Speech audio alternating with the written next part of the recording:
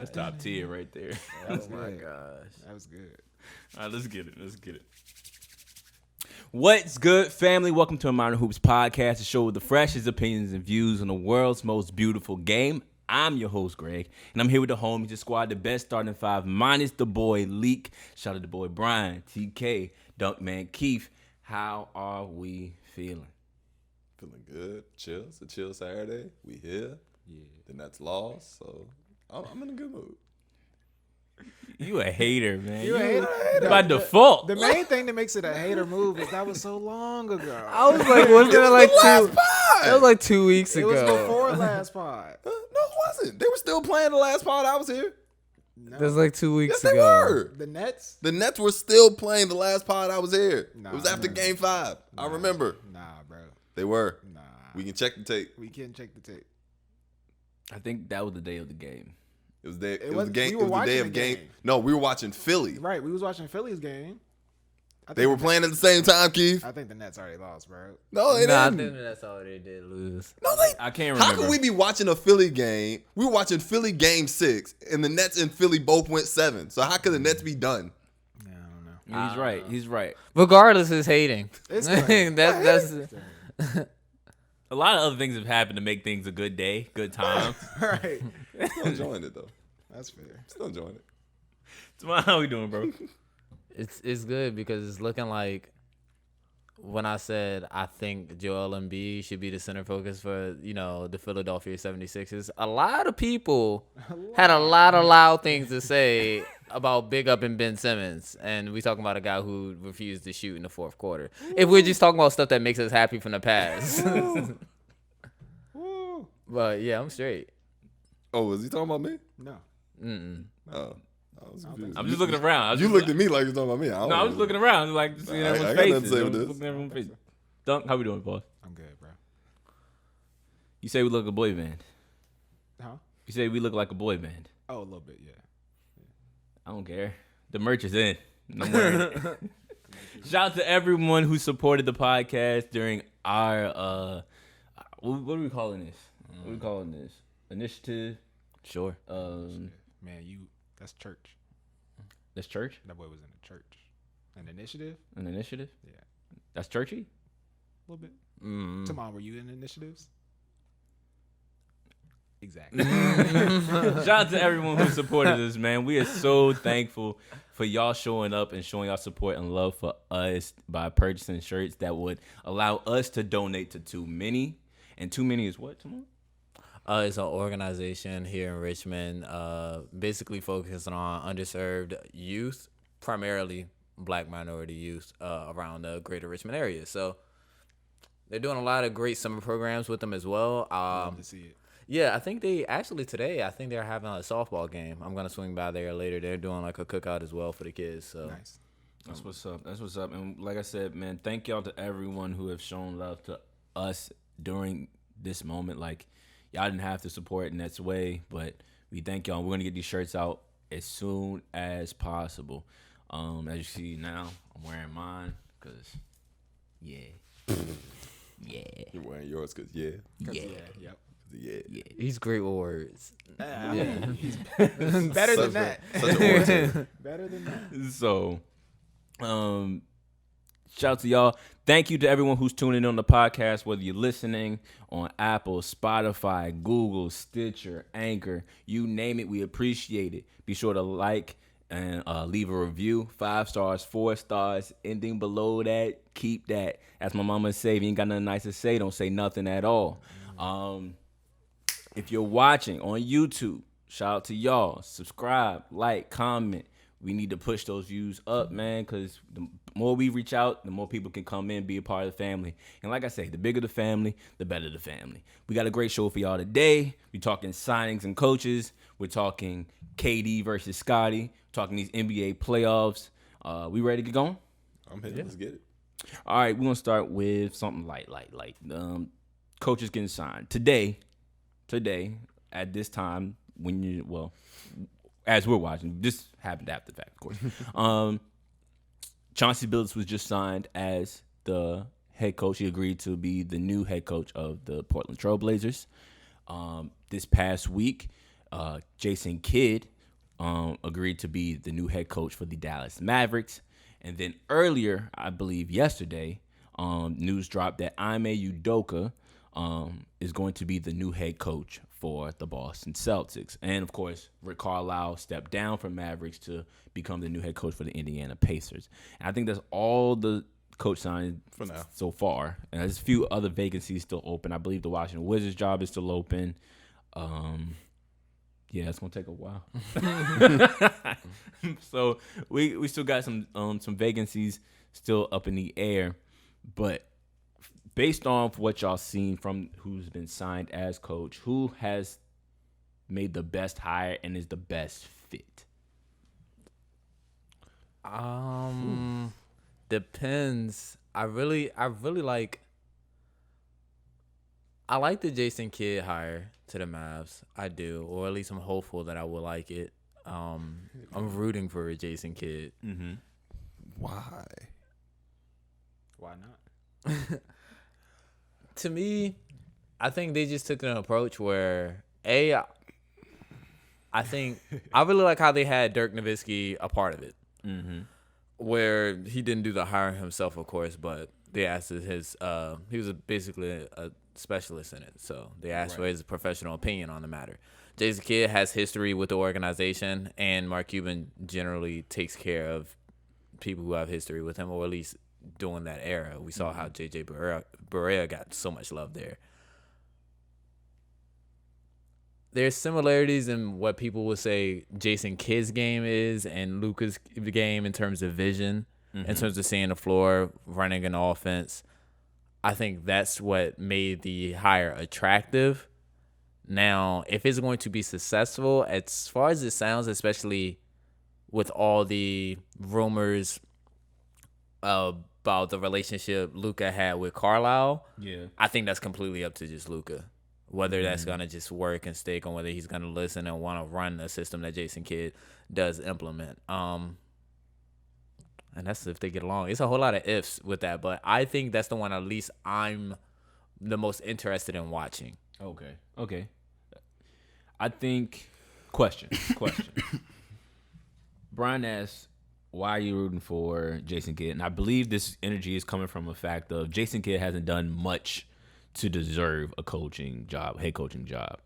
Is that how you looking through it? Is that the lens you're looking through?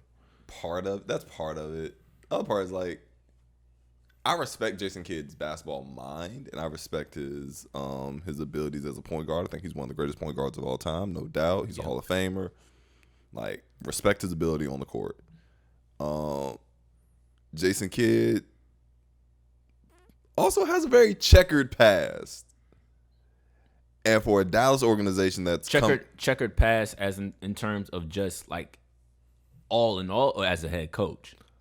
A little bit of both. Yeah, I understand. I know exactly where you're going with it if you're talking about it, but a little bit of both.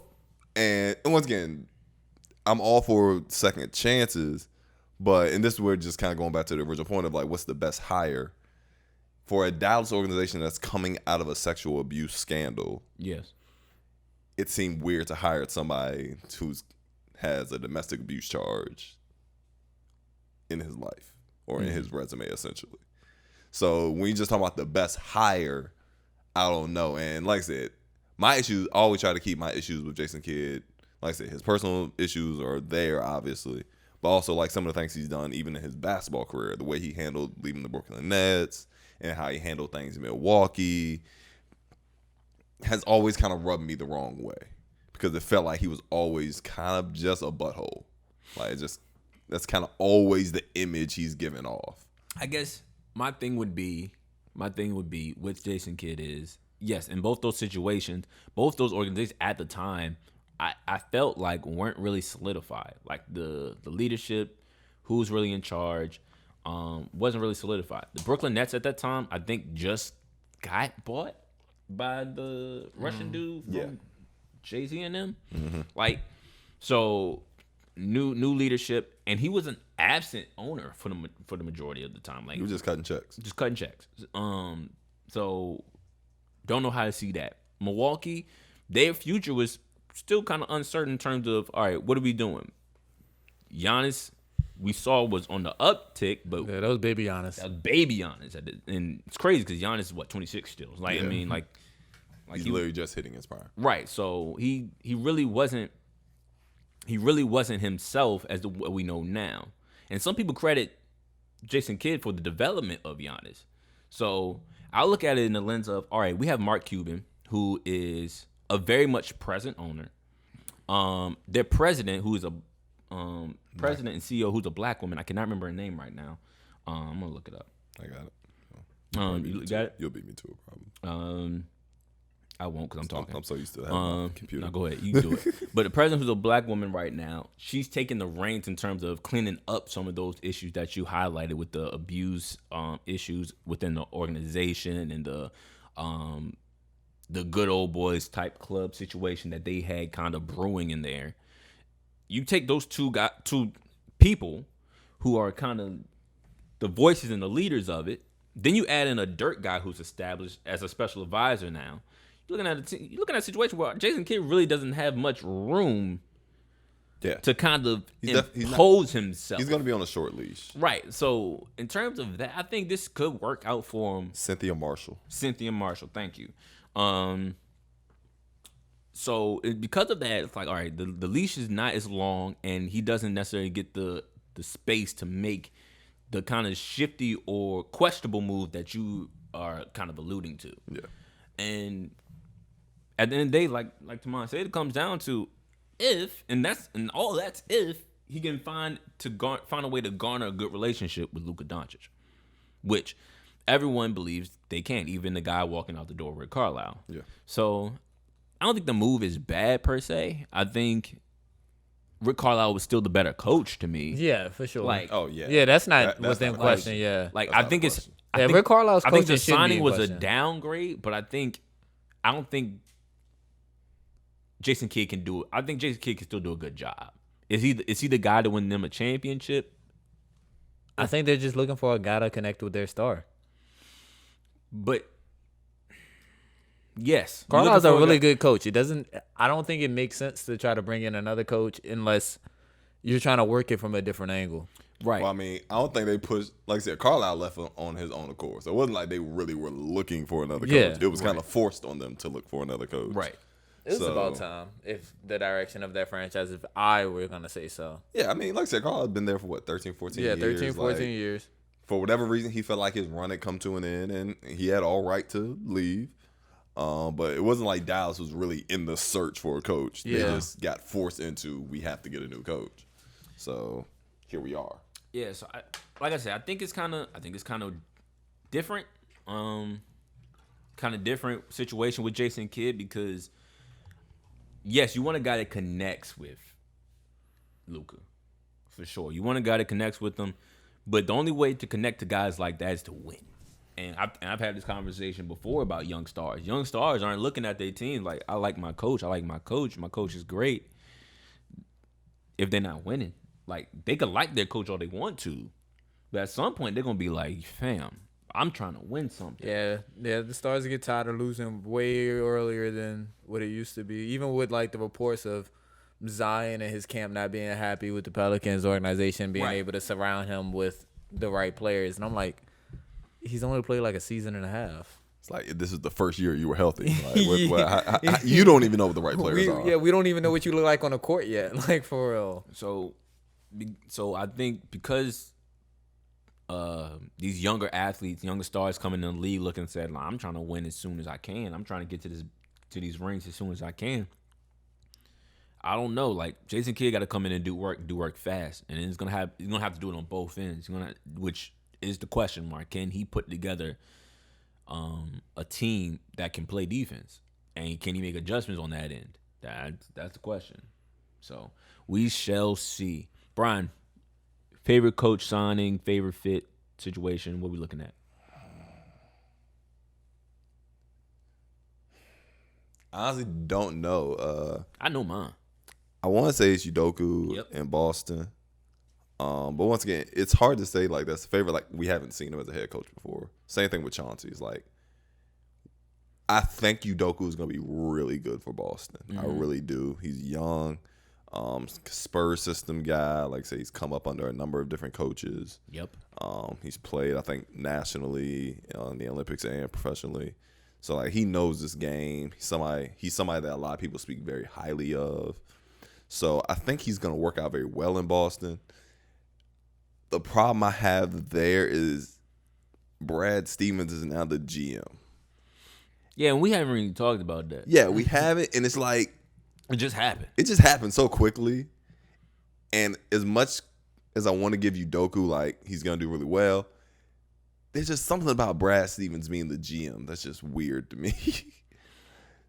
So I don't know. I really hope Boston can find some ways to put the pieces together, and because at the end of the day, a great coach still needs players. Yeah. And right now, Boston is kind of lacking in players. It's really just Tatum and Brown, and you brought back Al Horford, who's 35, 36 now. Right. This is a team that's really lacking top end talent. So it's gonna be interesting to see how they can kind of restructure this roster. Is Brad Stevens gonna give Udoka what he wants and the type of team that Udoka wants, or is he just gonna give him players and Udoka's gonna have to figure it out from there? I'm of a firm belief the GM and the coach have to be at least be on somewhat of the same accord. Right. Granted, you're not gonna agree on everything. Everybody has a different vision, but there has to be some consensus of, hey, these are the type of players I need to be successful because I'm this type of coach, whatever the case may be. And granted, yes, I'll adapt to the personnel I have, but this is what I do best. And the GM has to give you something like that. If the GM doesn't give you anything that's up your alley, how is it my fault if I can't do this? Right. Like if I'm a football coach and I say, yo, I'm great in the pistol and I'm great in the shotgun, and you give me a quarterback that can't throw past 15 yards, is it my fault that the system fell apart?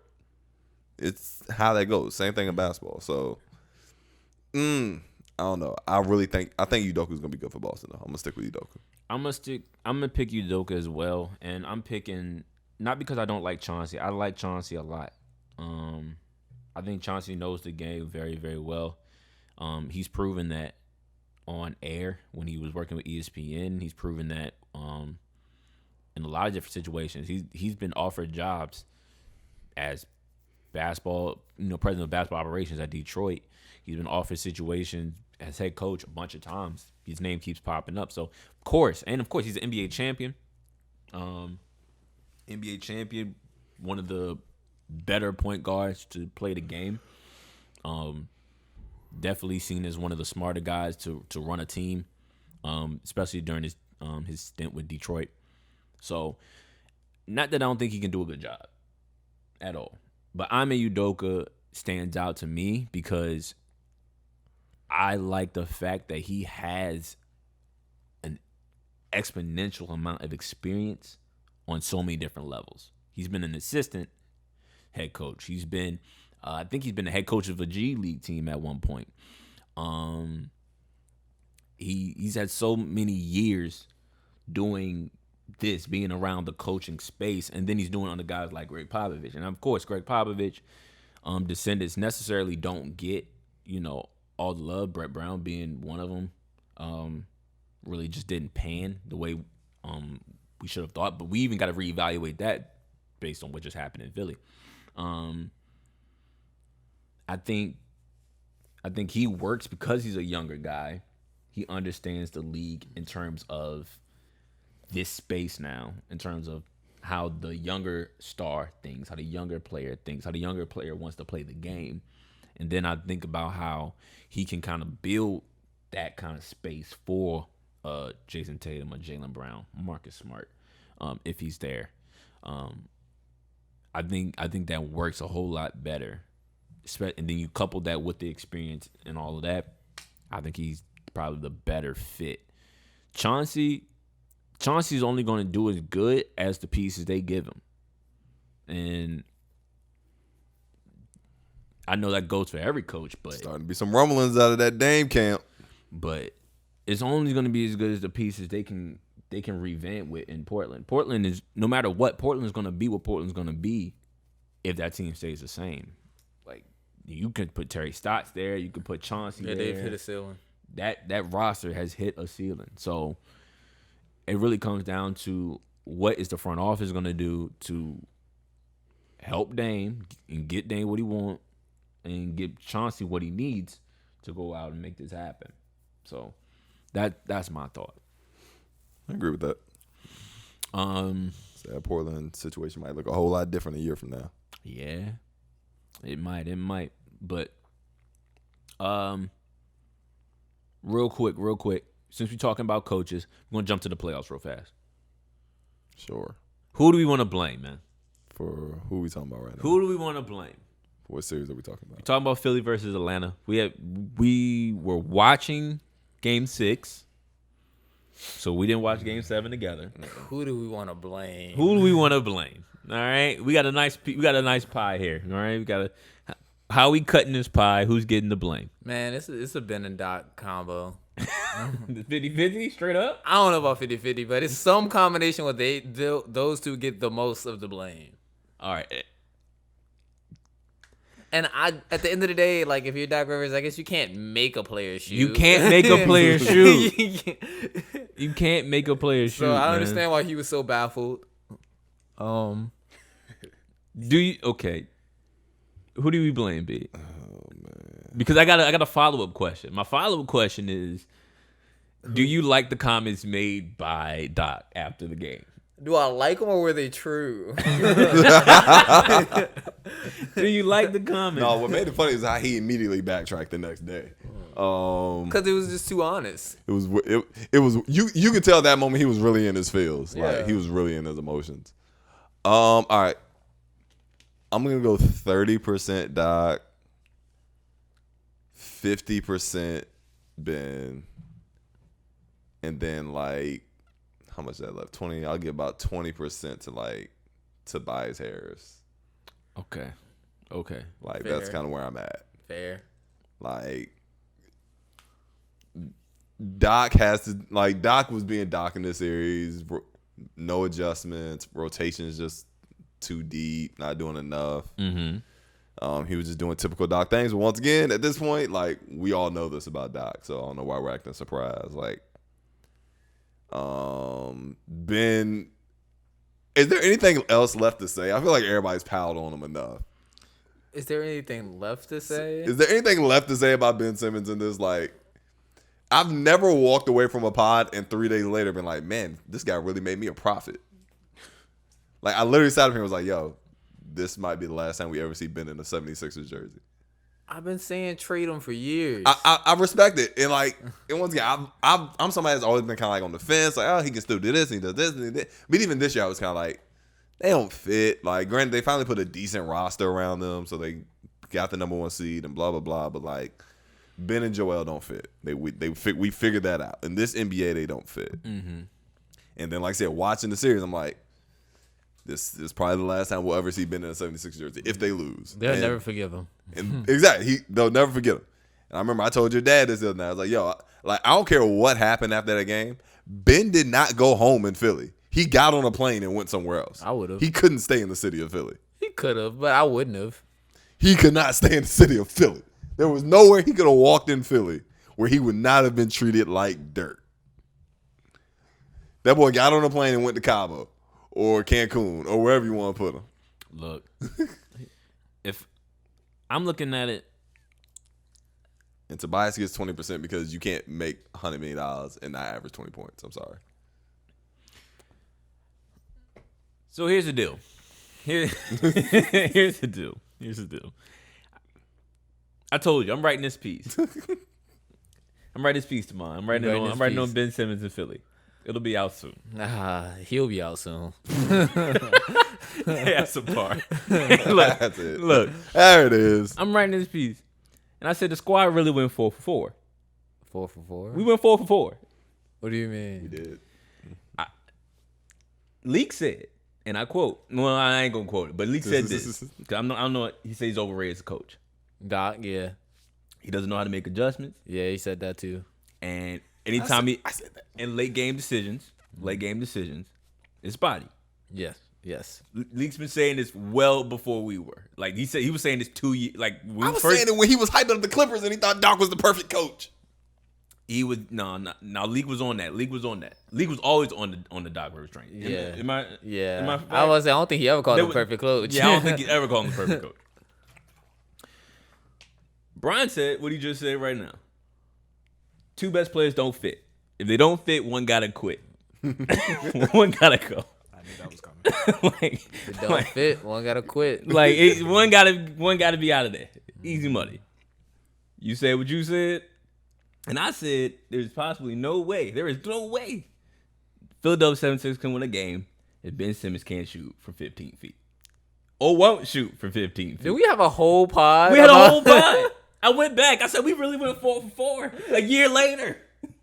Bar for bar, word for word, the game. Verbatim. Like the game happened. It happened before Good our job, eyes. fellas. Good job. So I was like, dang, go, man. team. I said, Way to go, team. Consensus. I said, but the funny thing is, and the crazy thing is, we all agreed, but we had different reasons for it. I said, this is why Philly has to blow it up. Yeah. Like, this If is- everybody thinks that you're not gonna succeed for all different reasons, you have way too many problems. Right, like this something has to change. So that was the whole point in terms of how I looked at Philly, and this is how I look at Ben Simmons.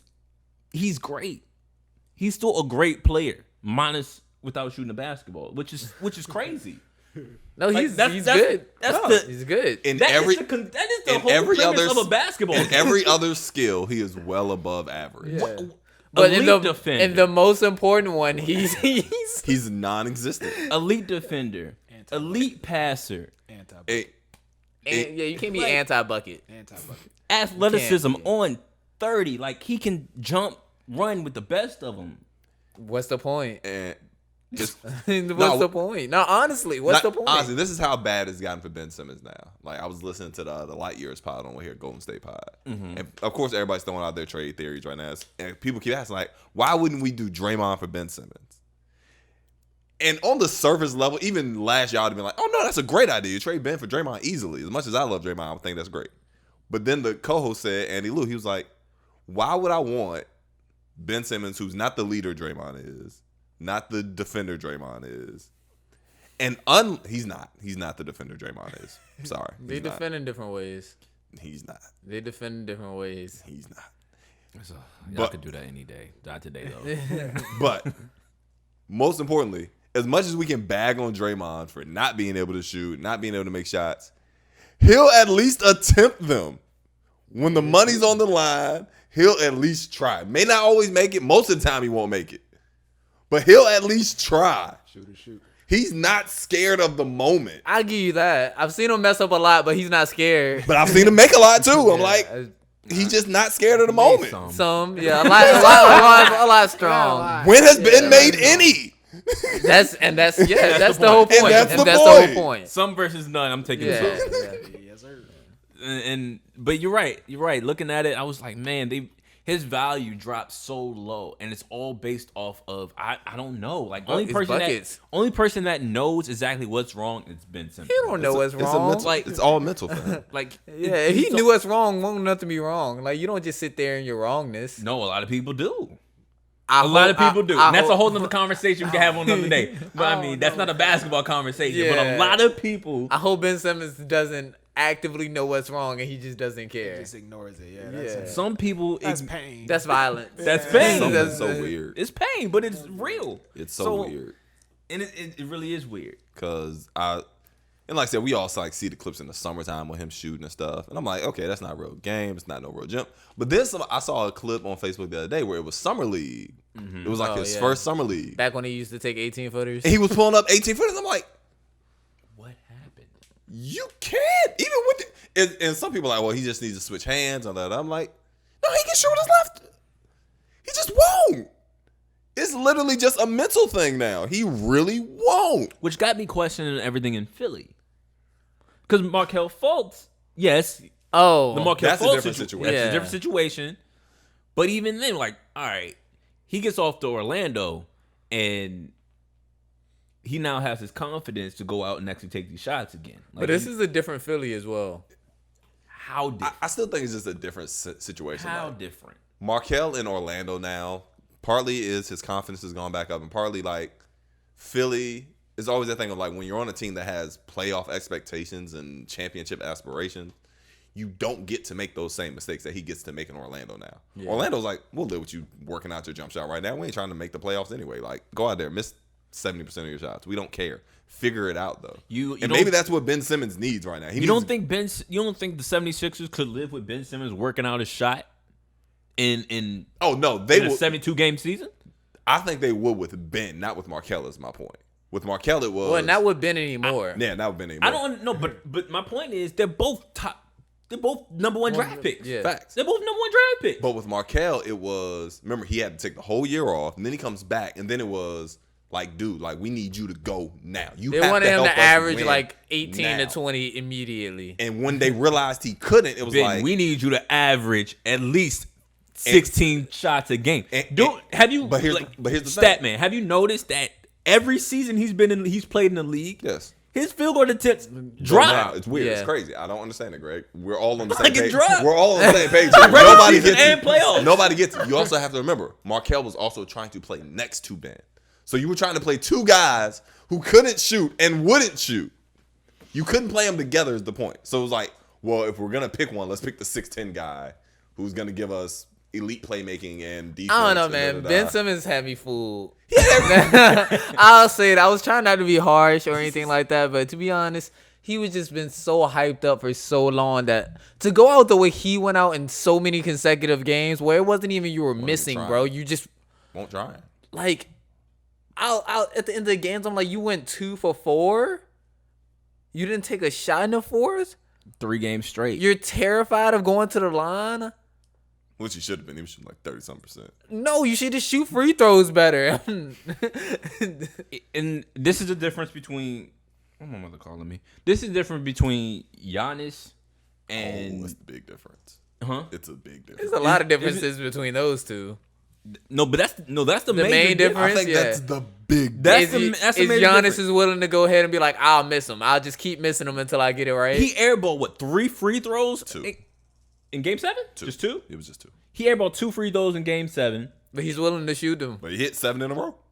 He's willing to shoot them. I'm like, fam, we either gonna try or we not gonna try. We're gonna live and die on me. Giannis On me. That's all I be asking for people. Giannis isn't scared to be embarrassed. Like, that's honestly what it is. Giannis is a dude, and it's really weird when you think about where Ben and Giannis come from.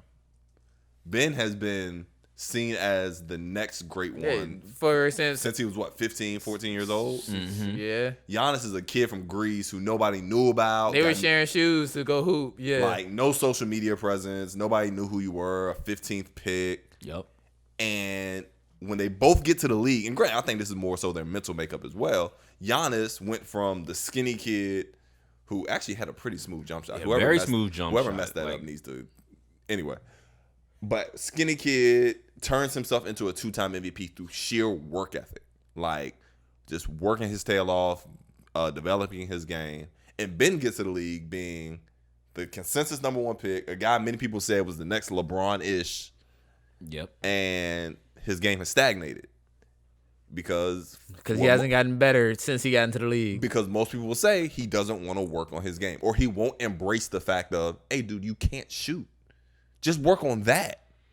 But he's so stubborn, he won't or can't or mentally just can't get through that wall. Giannis is just like, I'm just happy to be here. Like, I'm just going to go all out. Like, whatever. I'm going to do anything you need Anything you tell me to do. Jason Kidd, you want me to be a 6'11" point guard? I'll try it. Who cares? Right. Like, Giannis literally has come into the league willing to do anything and everything to succeed. Where Ben has come to the league like, I've already succeeded. And that's a thing. Yeah. That's the thing, because a lot of these guys look at it, and fair enough to say, if I made $100 million off one contract at age 24, 25, well, mama, we made it. You ain't got to work no more. She ain't got to work no more. My family can all live where they want to live. I can take care of them, at least for the next couple generations. Yeah. We can live off me. We set. Yeah.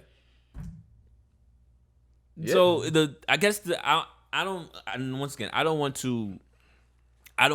like making assumptions like that, because that puts me in the same space as guys like Skip Bayless, and I don't want to make assumptions and say like he does not care like about he doesn't getting love the better or he game. doesn't love the game. I don't want to put that on him.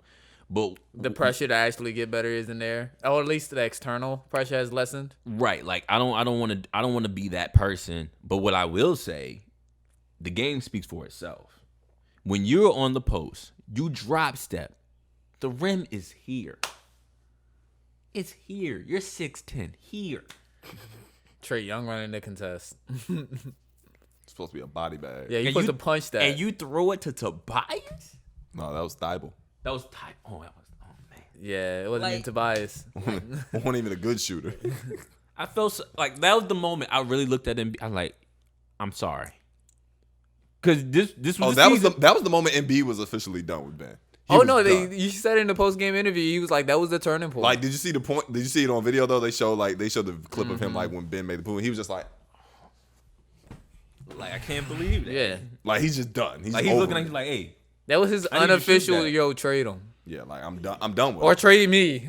Somebody gotta go. Like I'm not doing this. I'm I got- sure on he'll- these knees, I got Yeah. 3 years left max. He's cool with rocking Figure to this out. Miami. Right. And the thing was, I said before, I think it was our preview episode this season. I said, Embiid is healthy. If Embiid comes back and he worked on his game, Philly could be right there.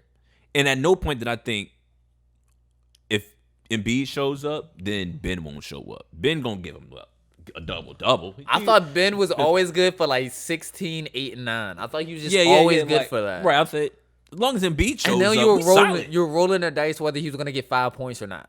Like that was a dice roll. Like, I'm like, okay, we good on this. Like, we can make this happen. And Embiid did everything this season. He was just easily his most dominant season he on was- both ends of the floor. He was arguably, if he would have played more games, he might have would have won that. Might have MVP. would have won Mighta won MVP. MVP. And it's tough to watch. It's tough to watch someone show up and then Feel like effort is wasted. That's what we want to And say. then played through injury. Yeah. Right. Like tore. You feel like all of his knee, effort was just. and he was just like, I'm over this. right.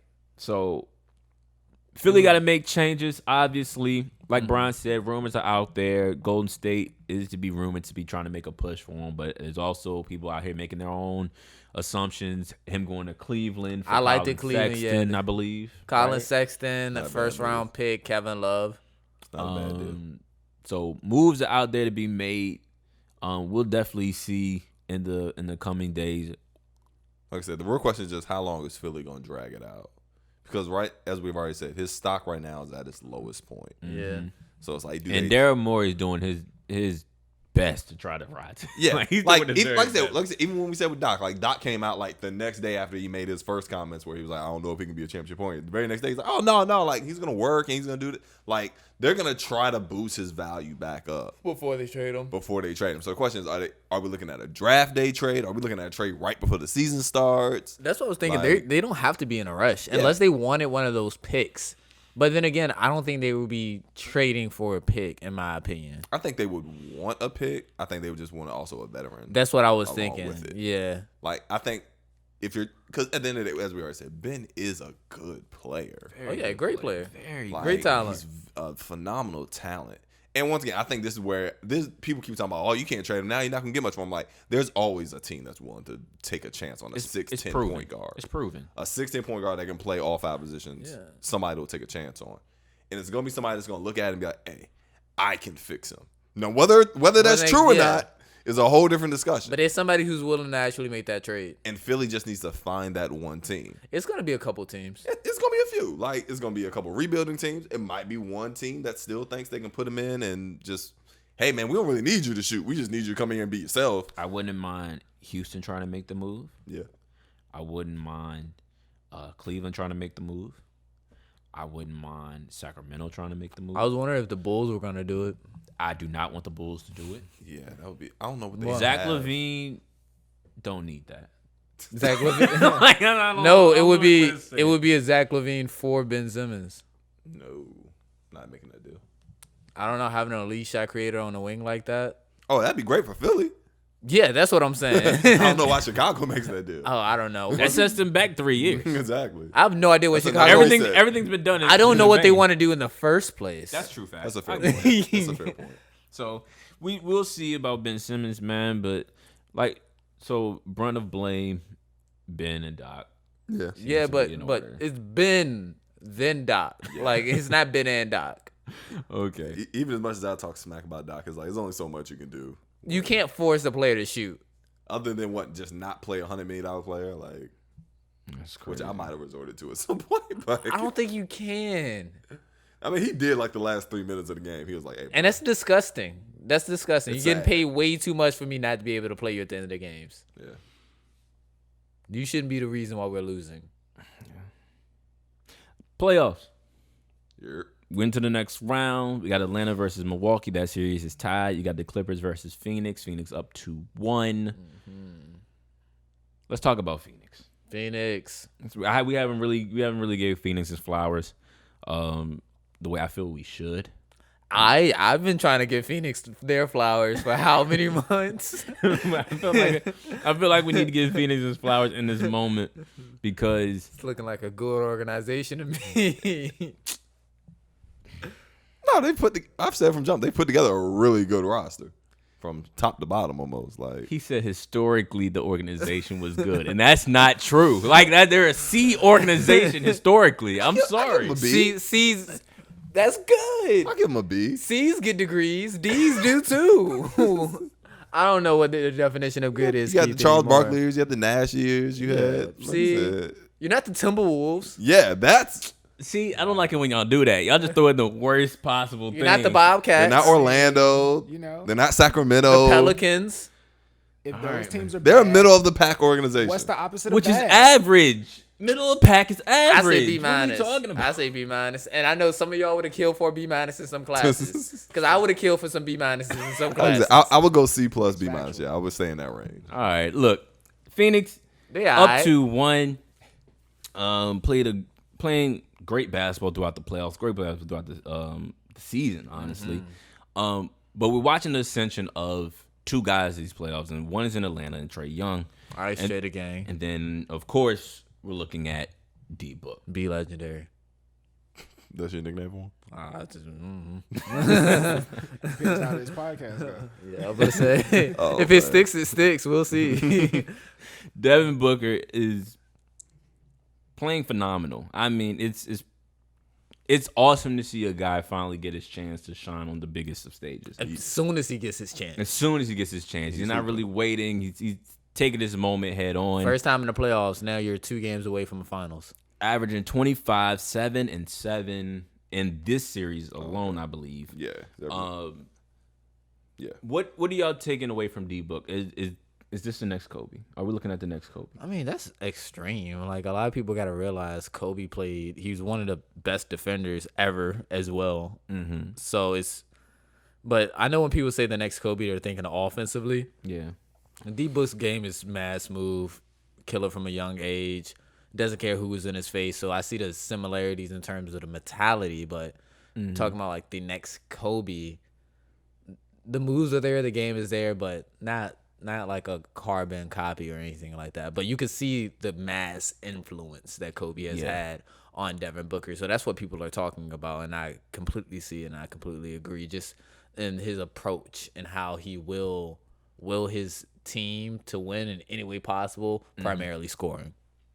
Okay. Your thoughts on D Book? No, I think he's playing phenomenal.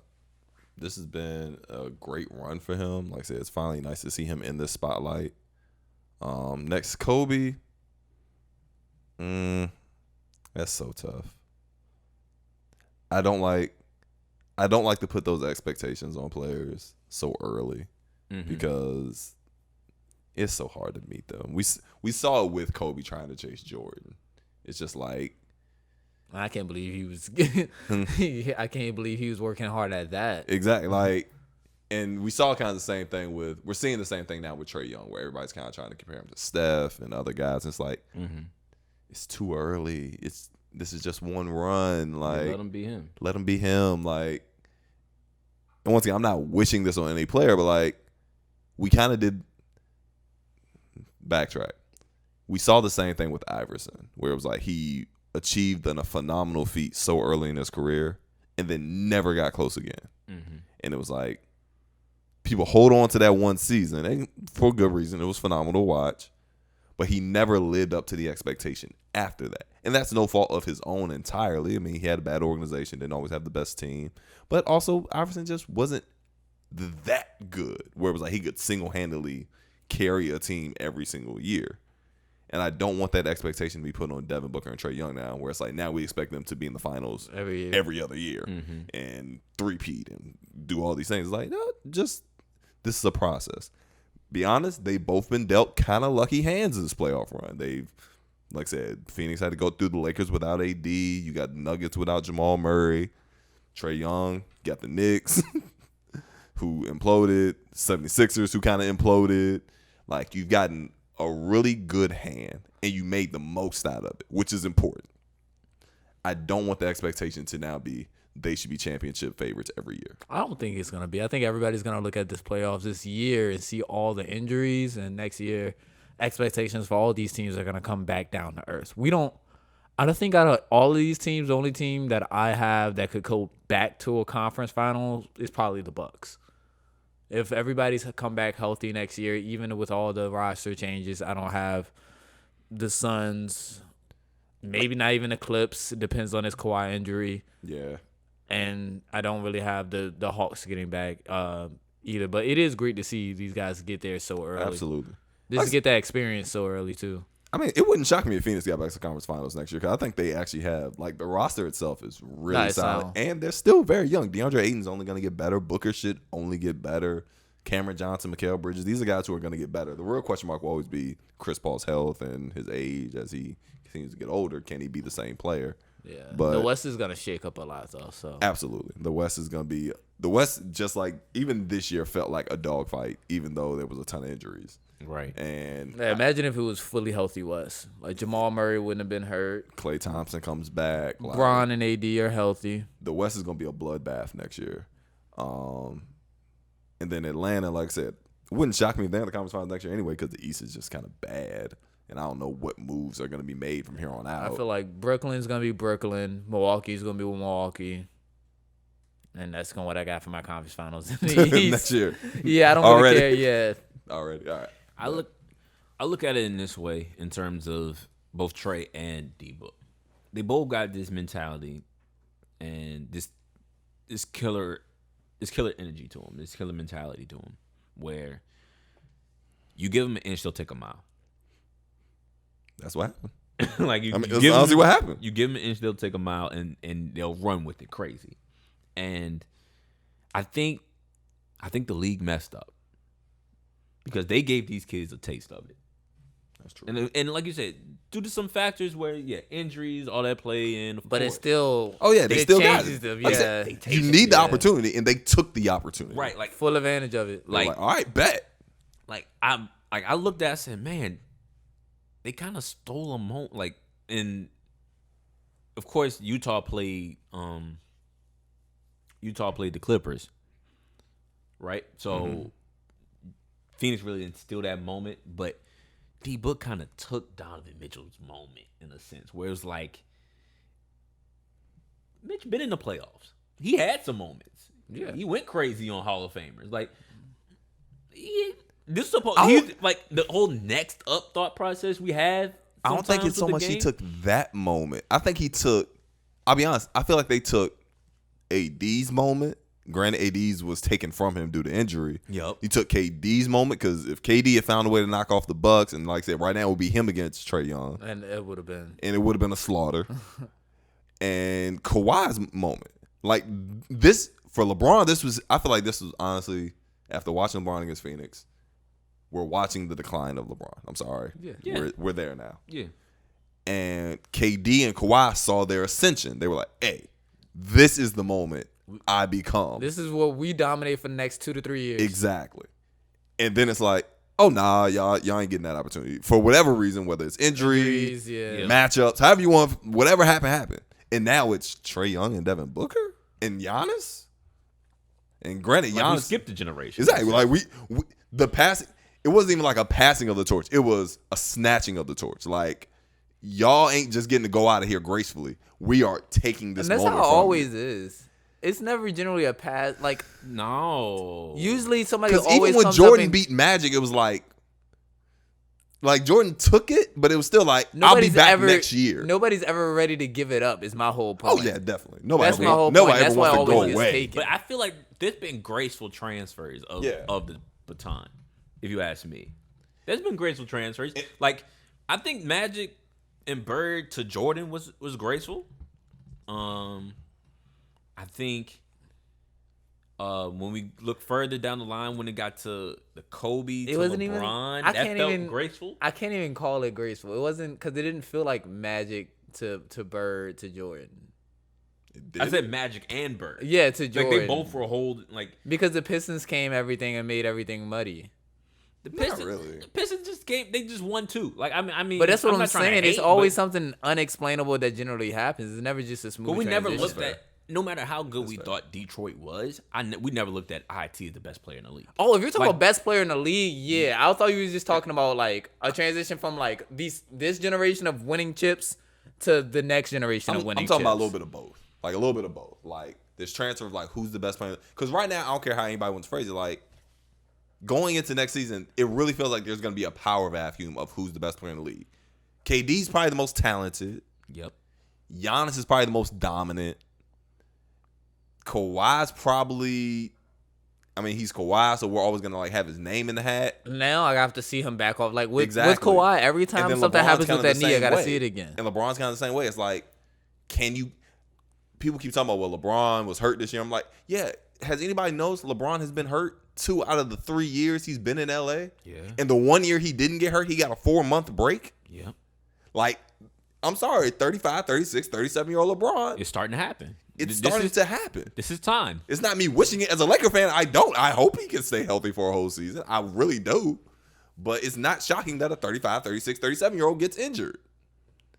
So there's this power vacuum of who's the best player. So Devin Booker could realistically walk into training camp next year and say, I'm going for the best player in the world title. And however crazy as that sounds, if he walks into next season and averages 28, 6 and 6, and gets back to the conference finals, can we call him crazy? Our list gonna change. Exactly. like, and I think Yeah, like I I can. I can't. Like, it's. I've been having this conversation with the best player in the world thing with Leak for a while, and to be honest, even if you want to describe your best player in this moment, in this breath, blah, blah, blah, blah, like what you did off of one specific season, even if it's what have you done for me lately, it's only but so much I can care for it. In terms of your case for being the best player in the world, the perfect example would be Luka last season, right? After the playoffs, we looked at Luka and said, there's a strong possibility Luka might be a top 5 player next season.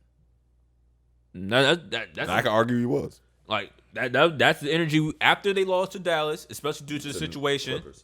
After they lost to the Clippers, due to the situation of Kristaps going down, we thought they had him on the ropes, all that in the third. That's how we communicated. Like, we went to the offseason, we were like, Luka might be the top 5 player in the league already. And going into next season, he could very well be the MVP. That's off a loss in the second round. First round. but even So- that doesn't feel like competing for the best player in the world title. It doesn't. I just saw Giannis win a Defensive Player of the Year and MVP, and it did not feel like he was the best player in the world. Are you gonna call him the best player in the world? And here's the He thing. was still in the conversation. Exactly. though. That's all That's I'm the saying. point. The point is he's in the conversation. I feel like the best player in the world generally is only between like 2 to 3 people at a time, and But like, you who's can't those say- 2 you to can't 3? tell You me can't say Giannis was Giannis 3. isn't in that conversation. I can say he could be talked about it like that, but I feel like nobody in this room would have him there. Like nobody would. but we still got to discuss it. That's the point. And my original point was Devin Booker can walk into training camp feeling like he's the best player in the world. Never He is can. it true? Fair. He fair, can walk into fair, like, oh no, fair. I can be the best player in the world. Like you could do that any day of the week. But once again, But when you have that, when you actually it's lined once you up. taste. It's just like when Steph I finally thought led about Golden whether State. we were gonna discuss and I was like, nah, I'm not gonna. No, I'm not gonna discuss that until I see Devin Booker do it for another year. Yeah, I and that's what I was said. gonna Like say. he can walk in training camp, and I say if he averages 28, 6 and 6 next year and gets back to the conference finals, by the end of that season, we're gonna be looking at Devin Booker like I'm always probably looking a at him top like 5 player in the Well, not league, like maybe that. 3. Like depending on how everybody else shakes out, like why couldn't we have that conversation next year around this time if he lives up to We're that? gonna see. I just feel like it's always, what have you done for me lately? And we always forget about the people who've, like, when we say, can somebody squeeze into a top 5, we have to remember we're bumping somebody down. Right. Yeah. Of And a course. lot of times when it's always who has the last 40 ball or this wild triple double or something like that. And I'm like, yo, everybody can't be. We can't have 20 people in the top 5. Right. And my point is, and here's my point. When you have guys like Trae Young and Devin Booker who get a taste of this moment, get a taste of this energy, get a taste of this love and hate, well, you know, just the energy of being the guy. Like, y'all watching me. Everybody's at home watching me. Wanting me to fail or To succeed. see, yeah. Guys like them don't let that go. Nah. They don't let that go. So Trey may not be a top 5 player next season. And we may not discuss it. But man, he's 30-10 for the rest of his career. And he's gonna try to be. He gonna try to be. I've been like, through that. Like he's gonna try to be Devin Booker. Oh, y'all calling me the next Kobe? He gonna try to be. He gonna try to be. Or he gonna come really close to being a really sick D book. Nah, he's Like- gonna try to be. But So I think the guys who are still in those positions in those top 5, they're not gonna let up. it's not. And here's the thing: it's not about letting up, which Magic and Bird didn't do. Like even like Isaiah Thomas, they didn't let up. It was a fact of this kid's relentless. This kid's relentless. And you can't look me in my eye and say that Devin Booker, Nah, he Donovan is relentless. Mitchell, They're Trae cold. Young They're cold. are relentless. Well, Especially when you take into account the injuries and the time that's playing in a factor. And that's more Even so the Kevin thing. Durant, like Yeah. there was some falls. Like he's healthy, thank God he stayed healthy, and he showed out game. But he 7. didn't Like, even play half the season. Like, and I think that's the thing. Like, even going back to like Larry, Magic, and Isaiah, Larry's back went out, so he was unable to really compete for that title anymore.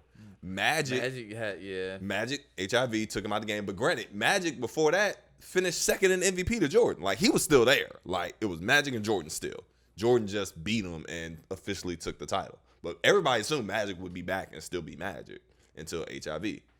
And then Isaiah Thomas tore his Achilles. Eventually just got done. The Pistons kind of fell apart for a number of reasons. So it's so interesting to see how that always happens. It happens suddenly. Like, we could literally walk into next season and be like, Kawhi's not the same player. Yeah. LeBron is older. like the league is changing before our eyes. Exactly. We're seeing it. And I always think about these hypotheticals with the best case for injury involved. Yeah, But like that is fair that the injuries are gonna be how you're gonna bounce back and who's gonna catch what because of the stages of their career. Exactly. It's something you can think about. I'm just always hoping that it never is actually Yeah, a you never factor. hope. right. You never No, hope we- for that. We're not wishing, But it happens. Yeah, but it KD happens, and it's something to take into consideration. But I'm just in my head, I'm just like, nah. If everybody comes back good, then we straight. But And I think I want to see that because then it would force. It gets way more interesting. it gets that's way what more I'm hoping interesting. for. Like, But realistically, I can't expect that. Like it forces a different conversation because then we're looking at like, all right, Steph is here, Clay is here, Golden State's back. We're looking at Los Angeles, AD is back. We say AD healthy, can be the Should best be a player top- in the world. Should be. Like we say that. Steph Like, Curry we- healthy is the top 3 player in the world. Like now we got all these people vying for 5 spaces. That's what I'm saying. Like we want that, but it's very rarely do we get the golden era in terms of what we've just had. You know what I Yeah. mean? Like There's always somebody. something just happened. We were spoiled as NBA fans, and I don't understand how certain NBA fans don't see that. Like, we really had Kobe, LeBron, Tim Duncan, Wade. Steph was kind of rising, AI.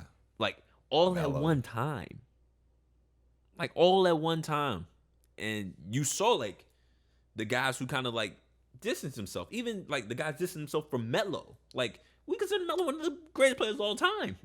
But LeBron and Kobe and Wade to an extent distanced themselves from Melo an extent. Like That's few and far in between. it's cool to see.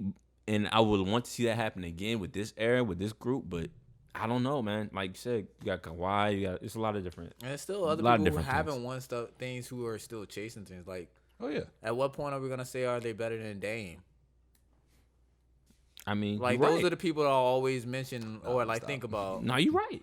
You're right. No, that top 5 ain't light. No, and that's the point. And once again, it's not supposed to be like exactly. Yeah. And that's the reason I said Devin Booker can can feel walk like, in feel like that. If you go to back-to-back conference finals, you can feel like that. And that's my point. Like he can realistically, and Trae Young could try to feel the same way. Like, you can definitely feel that way if you're Trae. Like we didn't 30-9, and you're doing everything everybody doubted you for doing.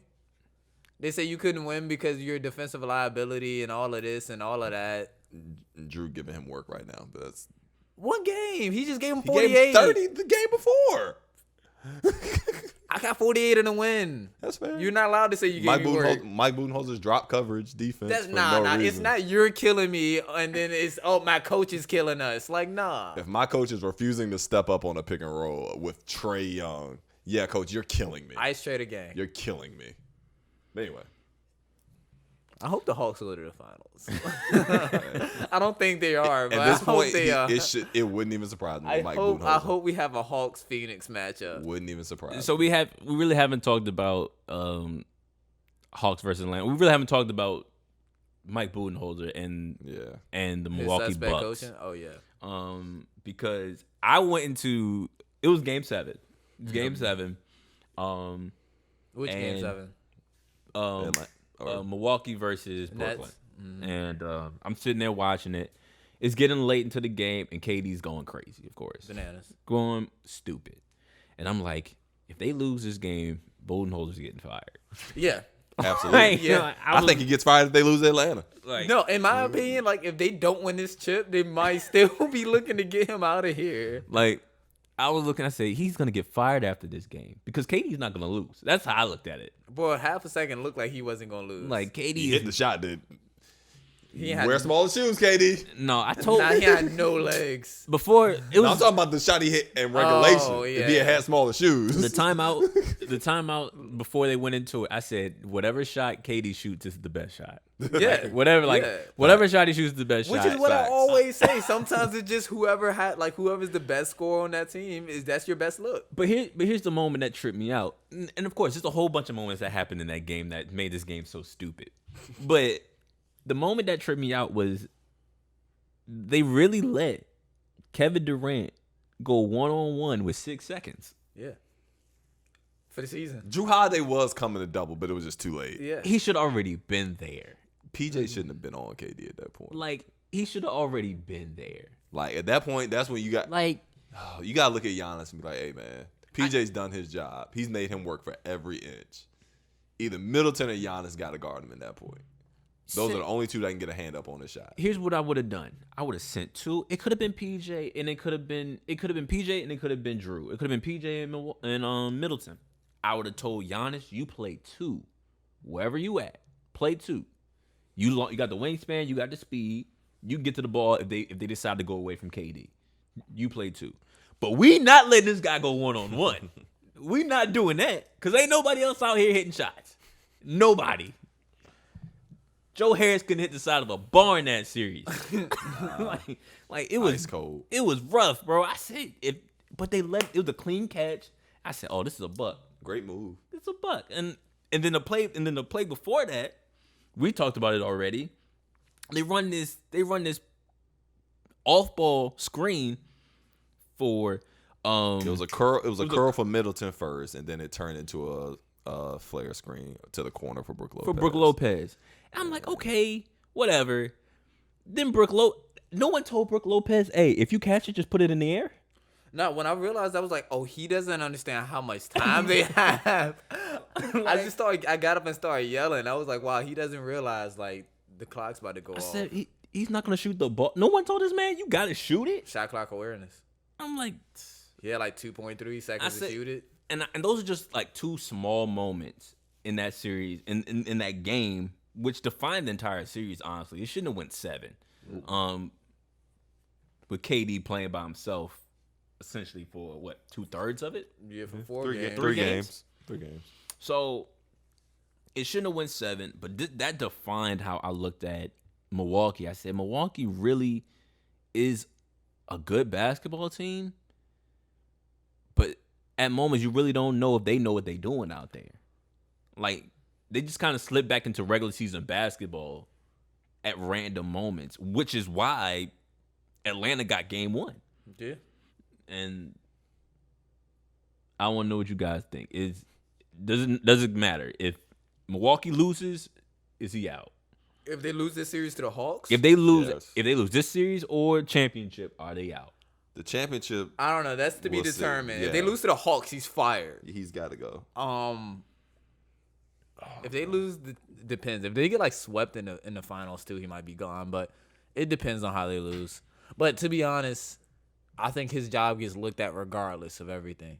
Unless he wins it, it still gets looked at. I might look at him if he wins it.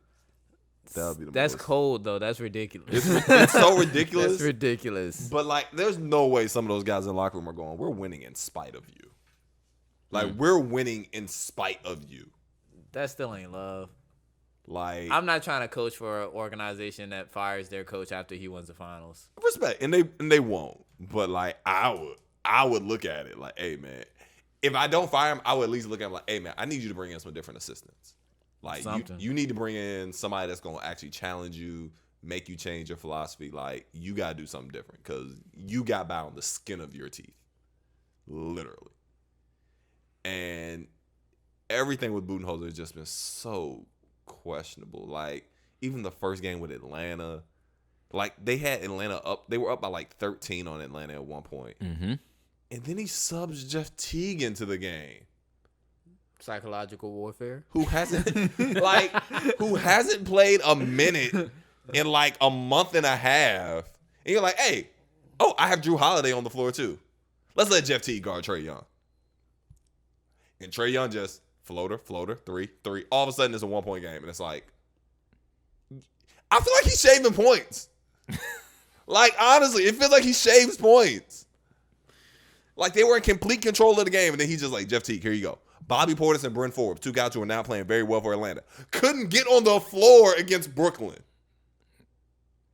Like, I don't get what Budenholzer thinks. Last night, they made some adjustments. They made small changes, but they were still doing the same things they kind of always do. Mm-hmm. They just kind of fixed. They just did what they do better. Good for them, I guess. But it still just didn't make sense some of the time. Even against Brooklyn, it was like, how are you not putting James Harden in every defensive action? He can't move. Yeah, but say he can't move. Whoever James Harden man is, come set the screen. That's the offense. We're gonna attack James Harden every single play. That's what I would have did. Like, it's so frustrating because they are actually a very good basketball team. They have the necessary pieces. Mm-hmm. This should have been the year they cakewalked to the finals with the way everything broke their way. Mm-hmm. And they're making it so difficult. They don't want to win. It really, that's that part. I feel like everybody on the team wants to win except Budenholzer. Like, Giannis is playing his heart out. Yeah. Giannis is doing everything he can. The man shooting mid-ranges now. He knocked down a couple threes here and there. He's playing good defense. Like, he's doing everything that's asked of him. He's trying. Chris Middleton's playing the best playoff basketball of his career. Granted, he's had some up and down games, but he's playing. He's doing his job. That's to be expected. Drew Holiday has finally found his stroke again against Atlanta. Good for him. Like, everybody is trying. And it feels like my Budenholzer's over there just like, I wonder if I could trick this. Jeff, come on. I know you ain't played in 2 months. Come on, man. Go ahead, try it. See what happens. What different ways can I mess this up? Trae Young, guy who shoots from 35 feet. Let's go under the pick and roll. Let's see what happens there. Maybe you got some money on FanDuel. Man, it feels like it. Oh man, we're not gonna make those type of speculations. But I mean, I think it's intriguing to watching him coach because you told me about it. Charles Barkley was like, this is probably one of the best teams, one of the dumbest good teams he's ever seen play. And I was like, yeah, okay, Charles, I get it. I get where you're coming from. Like, and I don't think they're dumb players. I don't think Budenholzer is dumb. I don't think. No, I think he's like. It's a matter of. he's stubborn. He's stubborn. It gives me Doc vibes. It really gives me Doc vibes. I just saw you work so hard not to call him dumb. He's stubborn. He's really stubborn. Like, that's what it feels like. It Right. feels like He gives me Doc vibes. He really does. Whereas it's a matter of, this is what I do. This is what I've always done. And I'm going to live and die on this because, I don't know, I've been coaching for X amount of years. Because I don't know, I've been coaching for X amount of years. honestly, that's what it feels like. It honestly feels like, remember the Titans. I got 7 plays, split veer like Novocaine. You give it time, it always works. Like, that's what it feels like. He feels like the NBA is, and you could get away with that in high school. Yeah.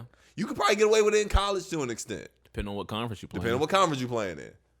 But in the NBA, in the playoffs especially, in the regular season, yeah, you can get away with it. You can win 50, 60 games every year like that.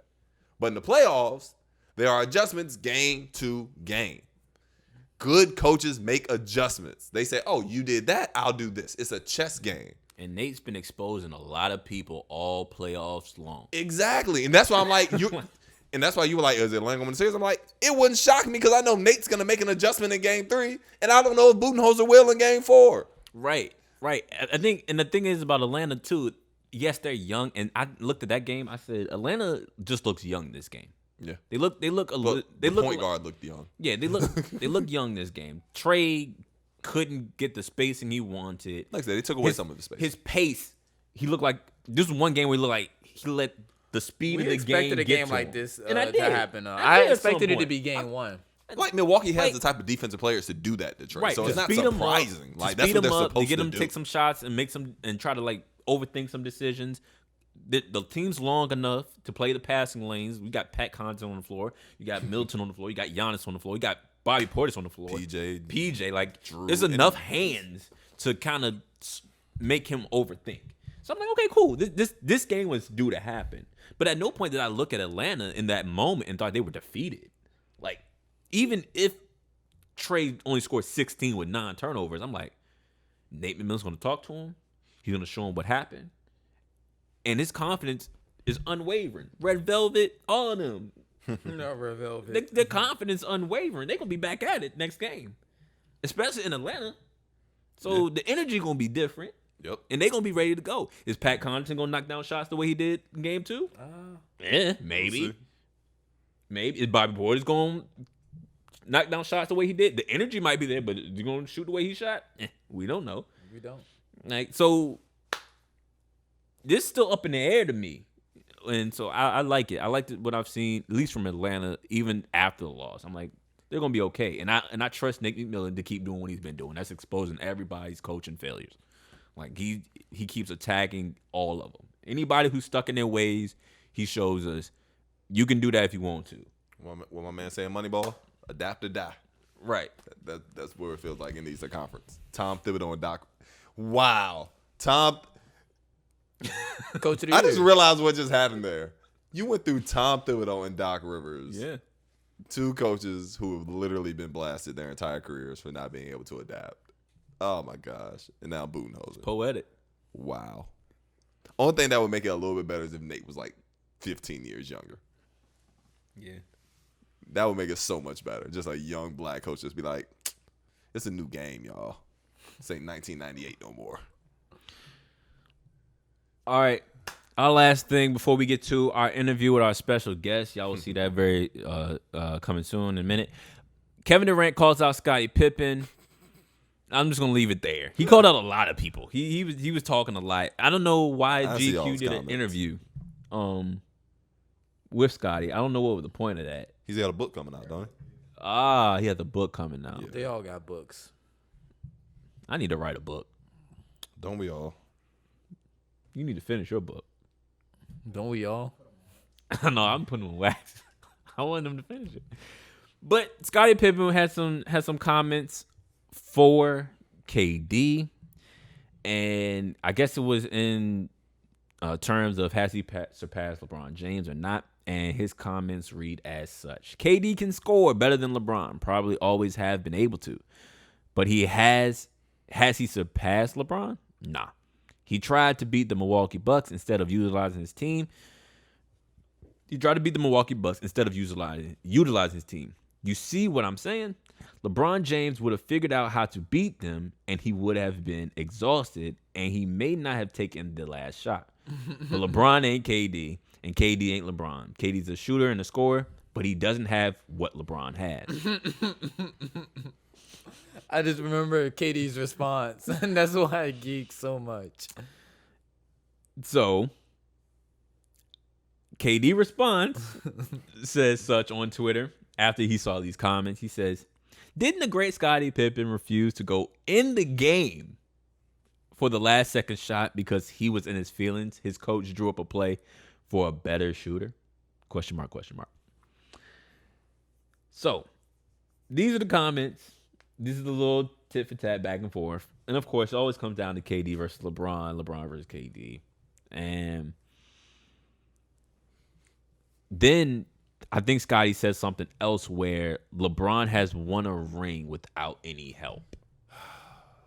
That's where he really. Oh, when he was referencing 2016, and I was so disgusted. I was like, "Well, somebody else going for 40 with you is not help." We see those stats all the time. I'm like, what? They had to combine 82 points. 41 and 41. That's not help. Just to play devil's advocate, I don't agree at all. Before y'all jump down my throat, All right. I don't agree with anything Scottie Pippen said at all. On that I'm going to do it regardless. but Just because. okay.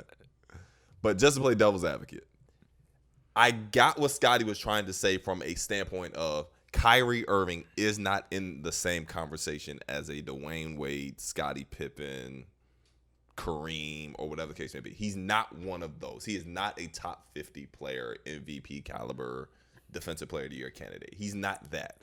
But in terms of that 2016 series, that is ludicrous. Okay. Kyrie was more than enough help.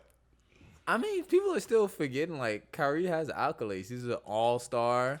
He's never been an MVP candidate. He's never been an MVP candidate, but that doesn't mean, like, that's not help. If you don't have somebody else Yeah, who I hasn't agree with been- that.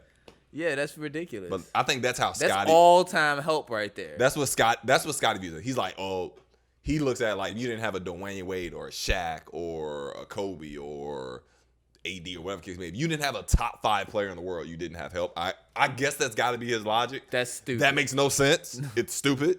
It makes no sense. But I guess that's how he views it.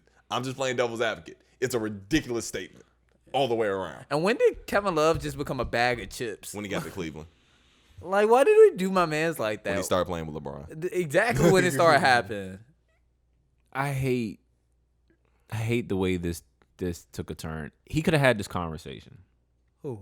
Scottie could have had this conversation With who? with Kevin Durant. This just shouldn't have been a conversation in the first place. He could have had this conversation. He just, once again, it's all about execution. Execution for what?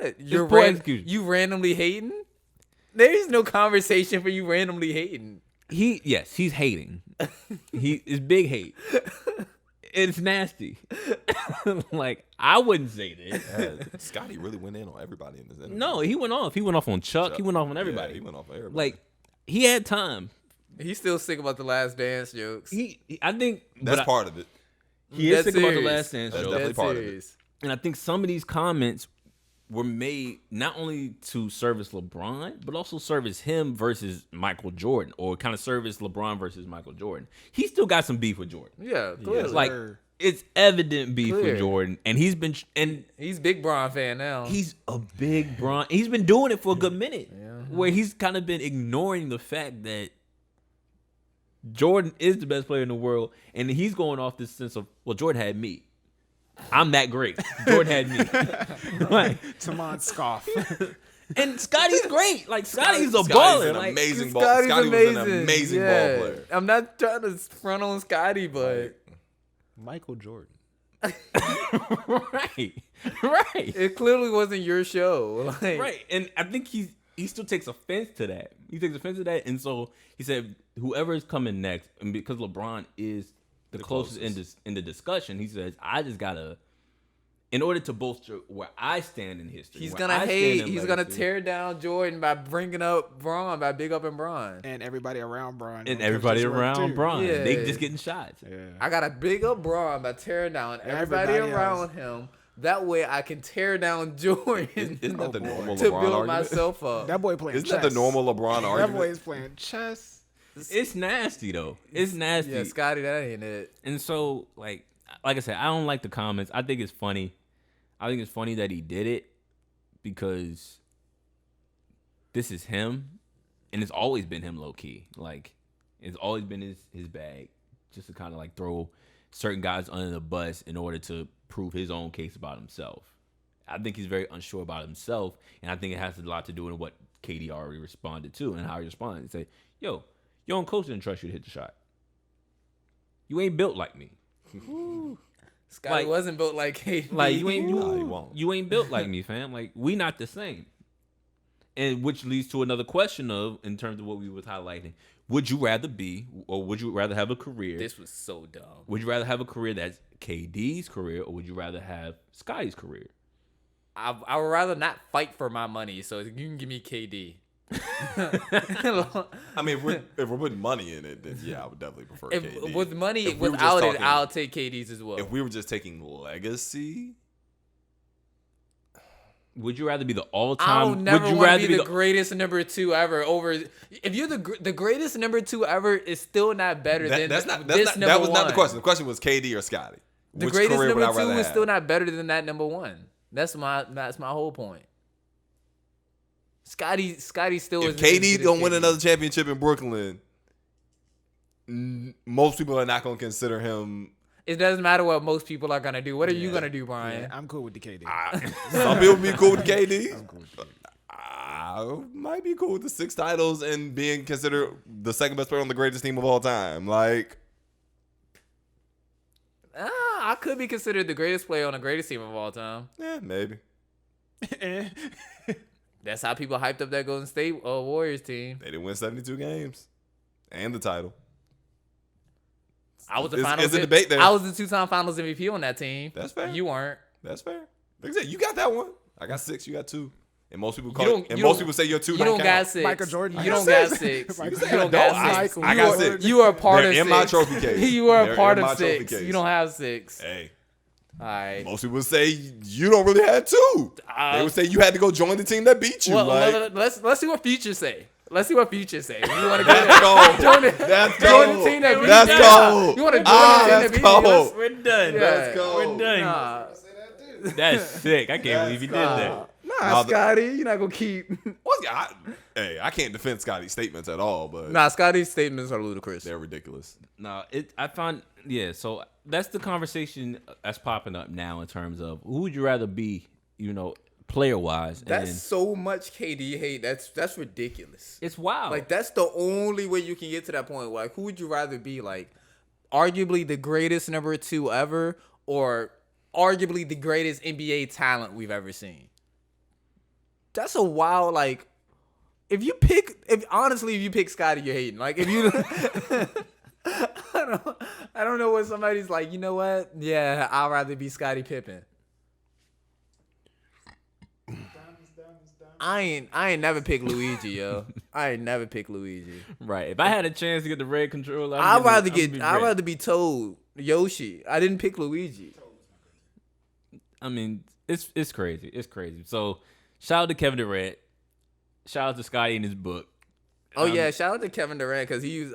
We didn't get the Jackie McMullen statements in there, did we? Oh no, I ain't get him in there. But Yeah, Jackie shout out McMullen has Jackie said McMullen for something. saying something so Kevin Durant could say something back. Yeah, Jackie Mack said that I believe Kevin Durant, or she said she believes Kevin Durant will only be feel this was successful if he wins 3 rings in Brooklyn. Yeah, something like something that. to that effect. And Kevin Kevin Durant basically said we're not friends. So I I, didn't don't even know talk how to you, like, yeah, I don't how even she got talk that to you. information. I love how Kevin Durant is telling everybody like, bro, I never said anything to you. the day we talk to an NBA star, which it will come, it will happen. The day we talk to NBA star, one of the first questions I'm going to ask them is, what do y'all respect out of media and fans, and how can we as fans and media be better so y'all can respect us? Stop saying wild things. Like, it's more than that though. It's more than that. Because They don't and the reason why it's more than that, because I watched an interview with Chris Haynes, Dame, and CJ McCollum. And CJ was explaining how they had a whole bunch of players came together and they put together this 150 journalist list for the media. So anybody you can think of, they got them on the list. And they made scouting reports for each one of them. Like, he's good at this. She be lying. Everything she writes is cap. She don't even talk to people. He keeps saying he got sources. Like that's what's been done over the That's time. how bad the media's gotten. There's a scouting report for the media. Right. Yes. So the fact that happened is it's like, okay, so they see this more than just them saying wild things or not. It's like, it's one thing if you're saying a wild thing. It's one thing if you don't think I'm a good basketball player. But it's another thing if, like, all right, you said something that's against me, or maybe that's, that's negative towards me in terms of, like, how I play the game, or you not agreeing the way I play the game. But I can still respect the way you go about your job. Yeah. I can respect the way you go about doing what you do. And so I was like, one day I can't wait. I'm gonna sit down with KD at one point in my life, and I'm gonna ask my fam, how in the world what media people do you respect, and why? Why? What's your criteria for a respectable person in the media? Somebody who just does their job honestly. Like that might Like- just be his criteria. Like just don't lie. Like that's all I want to. But I want to know how he pieces it together. Like when you read something, how you say that dude's trash and that person's not. Like how do you go about that process? I guess for him, it might just be whether I said it or not. It might be that simple for somebody who's constantly having their words like misconstrued, Yeah. or just words fabricated. Period. So it might just be who's ever actually stating facts.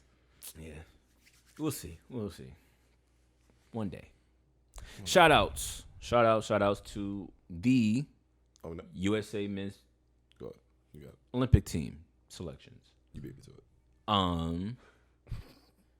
The list consists of, you got it on you? I can pull it up real quick. The list consists of Kevin Love, Drew Holiday, Kevin Love, D Book, Kevin Durant, Bam Adebayo, Bradley Beal, Devin Booker, Kevin Durant, Jeremy Grant, Draymond Green, Drew Holiday, Zach LaVine, Damian Lillard, Kevin Love, Chris Love. Middleton, and Jason Tatum. Kevin Love. I don't like the way people are treating Kevin Love. None affirmative action. I don't like because Kevin Love is not Christian Laettner in this. He's not. Kevin Love, he was on a Hall of Fame track before he went to the Cavs. Like, can we stop doing this? I'm not doing it. The world is. Like, it's this is the one time where I do not agree with Jalen Rose. What did at Jalen all. Rose say? Jalen Rose said that the reason Kevin Love is on this team because the USA needed a white person. That's not because they don't have grades on this team, so it's not like you got to keep up the team's GPA or anything like that. And I was like, nah, bro, this isn't that moment. This isn't it. Like, Nah. This isn't it. This not Kevin this Love can hoop, dog. Yeah. He can hoop, and he belongs on this team. And he deserves a chance to play winning basketball Something. where the score's in his favor. I would skip Cleveland games and go run at like LA Fitness if I was Kevin Love. Wow. Just for some winning basketball, Wow. just a little taste. Wow. That's crazy because that's a lot of wild. money. That's a lot of money you forfeit not to hoop. It's a lot of happiness. He does not look happy when he's on that court with Cleveland. All jokes aside, No, he doesn't. like he looks miserable. No, he doesn't want to be in Cleveland no more. Like nah, like And sad part is Cleveland's actually, I think they're doing a decent job of putting a young team together. but- It's just the team doesn't fit Kevin Love's play style. It doesn't fit his timeline. He doesn't fit the timeline. They're not playing winning basketball, and Kevin Love's just like, why what am I here? doing here? Why am I here? Like, why am I here? Like, I'm literally here just to set screens for Colin Sexton all day. Like, Yeah, that's so boring. what am I doing? Especially when Colin's still learning how to make the right decisions, which he don't most I of was the time. just setting screens for Kyrie. Like, at least he was a 50-40-90 guy sometimes. Like, sheesh. So I totally get Kevin Love's frustration in Cleveland. And I'm happy he's part of this USA team. It's not because he's white. It's because they wanted a stretch big, and there were not a lot of stretch bigs left on the table. Like, I need people. I honestly need people to tell me, like, who's the player you replace Kevin Love with in this finalist list? Like, we have Jared Allen, not a stretch big, young guy, inexperienced. Could have been somebody out there. Blake Griffin, no. DeAndre Jordan, no. Julius Randle, Is no. Bam already on that team? Bam's Yeah, already Bam's on the team. Okay. Zion can't shoot. Christian Wood, I believe, is hurt. LaMarcus retired. These are the finals. These are the only players they could have picked left. Anthony Davis hurt. Andre Drummond can't shoot. Montrezl Harrell can't shoot. Dwight Howard done. Brook Lopez, maybe. I'll take Kevin Love. Okay. I'll And take Kevin Love. Mason, like the only person up here I can legitimately argue is Miles Turner. That's the one I'm like, maybe Miles could have got that shot. Everybody else, I'm like, I'm probably taking Kevin Love. Shout out Kevin Love. That's my guy. And that's all the bigs. Oh, my fault. I forgot JaVale McGee. Taking JaVale. What are we talking about? What are we talking about? Shut up. Taking JaVale. 2-time, 3-time. How many championships he got? 2? 3. 3. He got 2 with the Warriors? Yeah. Yeah. 3-time champ. Yep. You doing it. I'm taking JaVale. Y'all tripping. So you take a Scottie.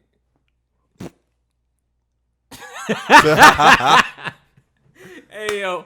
We'll be right back with the interview, man. Y'all give us a minute, set up and everything. What's good, y'all? I'm sitting here with a Virginia legend, none other than Coach Bo Jones Jr. Like I said, Virginia stamped guy. He stamps everybody else in the city in Richmond. Trains, coaches, played, had a legendary career at Huguenot and at VCU. One of the guys I look up to in this game for sure. How you doing, Coach, man? Appreciate you being here, man. G, man, appreciate the invite, man. How you doing today? I'm good, boss. I'm good. I'm glad we could finally make this happen. It's been a good minute. We've been talking about it for a minute. We finally get to make this happen, man. And like I said, I appreciate you taking the time out to do this. I ain't got many questions, but you doing a lot right now. You've been cooking up a lot. Yeah, man, I got kind of a lot going on. Just still assistant coach at Richard Bland, so still doing those duties as far as getting guys ready for school in the fall and off-season training workout, and also head coaching TPT Bleed Virginia, doing that. That's a good opportunity for myself and for the players and also for the state, Yeah. Our first game will be on ESPN3. So, that's some good exposure for the guys, man. And hopefully we can get a win. Get a win. We talking multiple wins, man. We trying to make a run. Yeah, we're trying to make a run, but we got to get off the starting blocks first. So that's going to be the biggest thing. Playing for $2 million, stakes are high. So, everybody's going to bring that A game. So, I'm looking forward to the challenge. And, just still playing ball myself, trying to get back in shape, stay in shape, I should say. Playing with the pros in the morning time. We have a pro run up at U-Turn that myself and Mo Carter organized. Mm-hmm. A lot of current guys in EuroLeague, G League, man. It's a high level run. It's been going good. I've been doing that. I've been supporting CJ Wiggins. He get the summer league started over at Ben Gym and Fairfield Middle. So gonna definitely be supporting him with the stuff he's doing. So trying to be active in the community, but the biggest thing is trying to help these kids out, man. That's always the goal. Regardless of what else I'm doing, as far as work or anything else, it is to help these kids. Yeah, look, man. Hey, you got it honest. Man. In terms of that, for sure. Like I remember, you talk about you running. I remember you being at practice because I played for your father. And I remember being at practice, and you would come in and get runs in with us. And I was like, doggone, he's still the best player on the floor right now. Like, man, man, G, like basketball is a lifestyle. So, when you were raised in it and playing in high school and college and professional is, some of those same daily drills and lessons just never leave. Just waking up early, sleep, and this cardio. So, at my age now, 42, I don't mind running. But if I can play 3 times a week and jog when I feel like it, that's been a good form so far. So I'm kind of sticking to that. I feel you. I play with the guys in the morning, and sometimes I play on Tuesdays and Thursdays up at U-Turn, man. Real good setup up there. $10 a month. We come in early, not to interfere with the other guys, and guys want to come in for recreation. So we're done by 8:45, 9. And some days, I stay and play with the younger guys sometimes. So it's just about being fit, man, and being healthy. Yeah, I You know, feel you. body, mind, and soul. So it take the stress off sometimes of coaching and training. When I'm playing, my mind just take a shift. So I mean, it's been helpful, and I've been playing with you guys when you was younger, and them guys Yeah. like that, man. I miss them days, man. Hey, look, you ain't got to tell me, man. I do too. I remember sitting, waiting my turn to get on the court, and it's a game point, and here you come Yeah, from yeah, 30 feet. I'm like, golly, man, can somebody get this old nigga off the court? You killing us, man. yeah. You lighting us up. Summer, that gym was hot because Hugh and I ain't built a new school yet. That gym Exactly. was Yeah, baking. yeah. The And old we out man. there, we trying to run you off the court, and here you are, lighting us up, man. And there's Yeah. enough people there's enough people out here that can stamp that story, can stamp stuff like that. So, man, like I said, you've been doing a lot. But I got a few questions for you. Yeah. I know you hoop head for real. You watch as much basketball as you can. You a student of the game.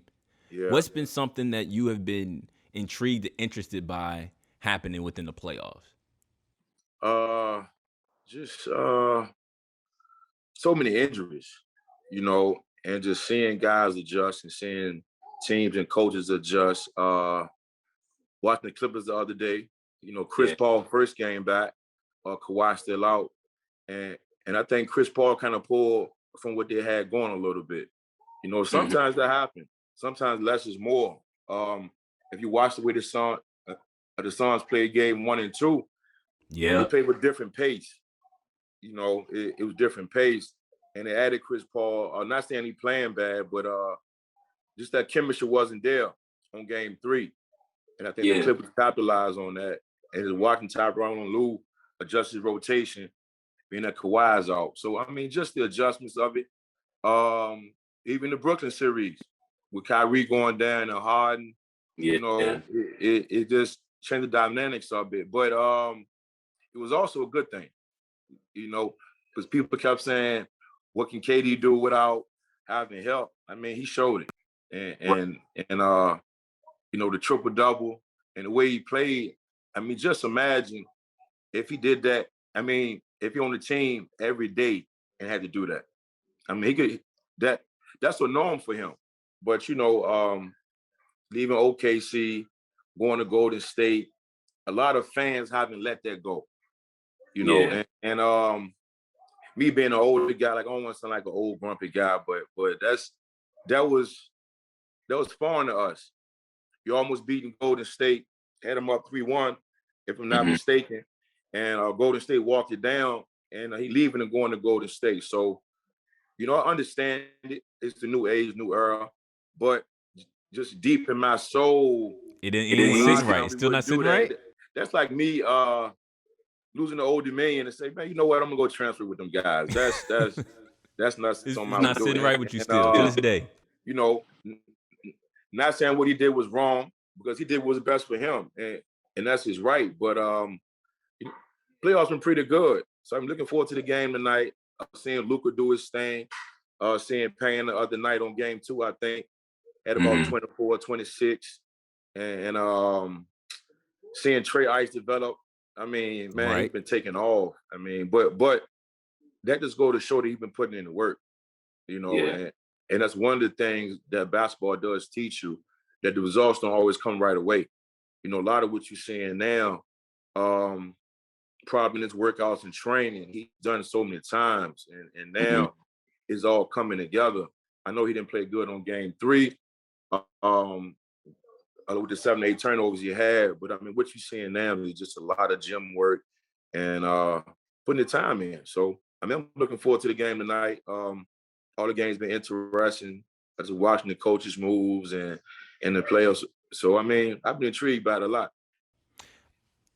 You talked about a lot of gym work, guys stepping up, making changes to their game, improving, and watching it kind of flourish. I got a question. Yeah. You got a kid. He can jump out the gym. This kid can jump out the gym. Yeah. He's a great passer. Yeah. Locked down on the defensive end. Yeah. But he won't shoot the ball. Hey, As a trainer, as a coach, what do you say to a kid like that? um, I, You know I he's would tell him capable, but shoot it. what do you say? I would tell him shoot it. I tell you all the time, being that he won't take the shot, it it affects your team. Right. And by not being a threat and not even taking a ball fake or a shot fake. The defense don't have to honor that as you in the offensive end, so they can put help on other areas. Yeah. And is it you got to be frustrated. I mean, as a teammate, but like from a coach perspective, I'm telling that guy shoot the ball. But I'm also telling him in practice, look, you got to start staying late. You got to start coming early, putting time in with your shot. And if you look at Rondo Good at example. Kentucky. Look at Rondo first couple of years in the league. Even look at Rondo now as he's older. He takes the Night and shot, day. and I think he hit like 2 the other night, or 1-3. But just him just putting the time in, that leads to confidence. So I think that'll be my game plan. Look, you got to start putting in more time when you're gonna sit, because eventually, as we see, it can hurt you. Right. Right. I mean, we were talking on the show. The guys had to go, but we were talking on the show, and I said it's not necessarily. I don't have a problem with Ben not being the best shooter. I have a problem with the fact he's not aggressive. Yeah. Just Yep. you not looking at the rim is the biggest difference. Like in terms of how teams are adjusting to you. Like one of the things I remember you saying, I think it was like a halftime one in my senior year. You was like, "Great, you at least got to face the rim." Because everybody's gonna be like, "Oh, we just gonna play his passing lanes." If we can't even see his number facing us, we just gonna play the passing lane because he's obviously he don't care to shoot. Yeah. Like we just gonna jump whatever he throws because he's obviously not gonna shoot it.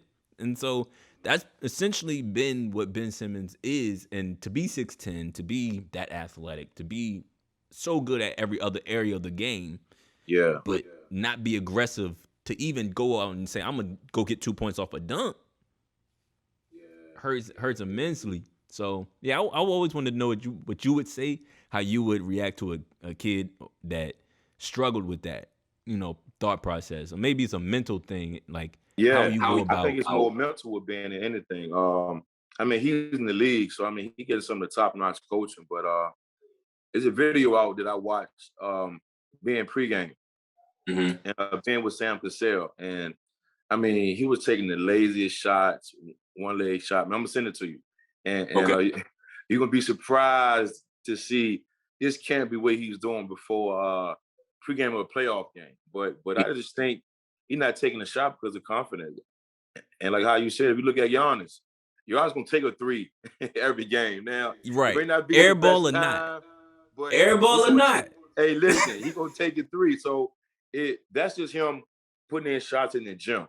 And eventually it'll come and show up. But yeah, I think Ben thing is a confidence from not getting up reps.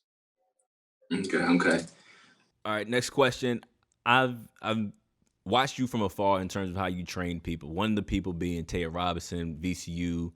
I think she was the second team all conference this year or first team? I think she was first all conference this year. First all conference this year. She was second last year. All tournament. I think she was second regular season all conference.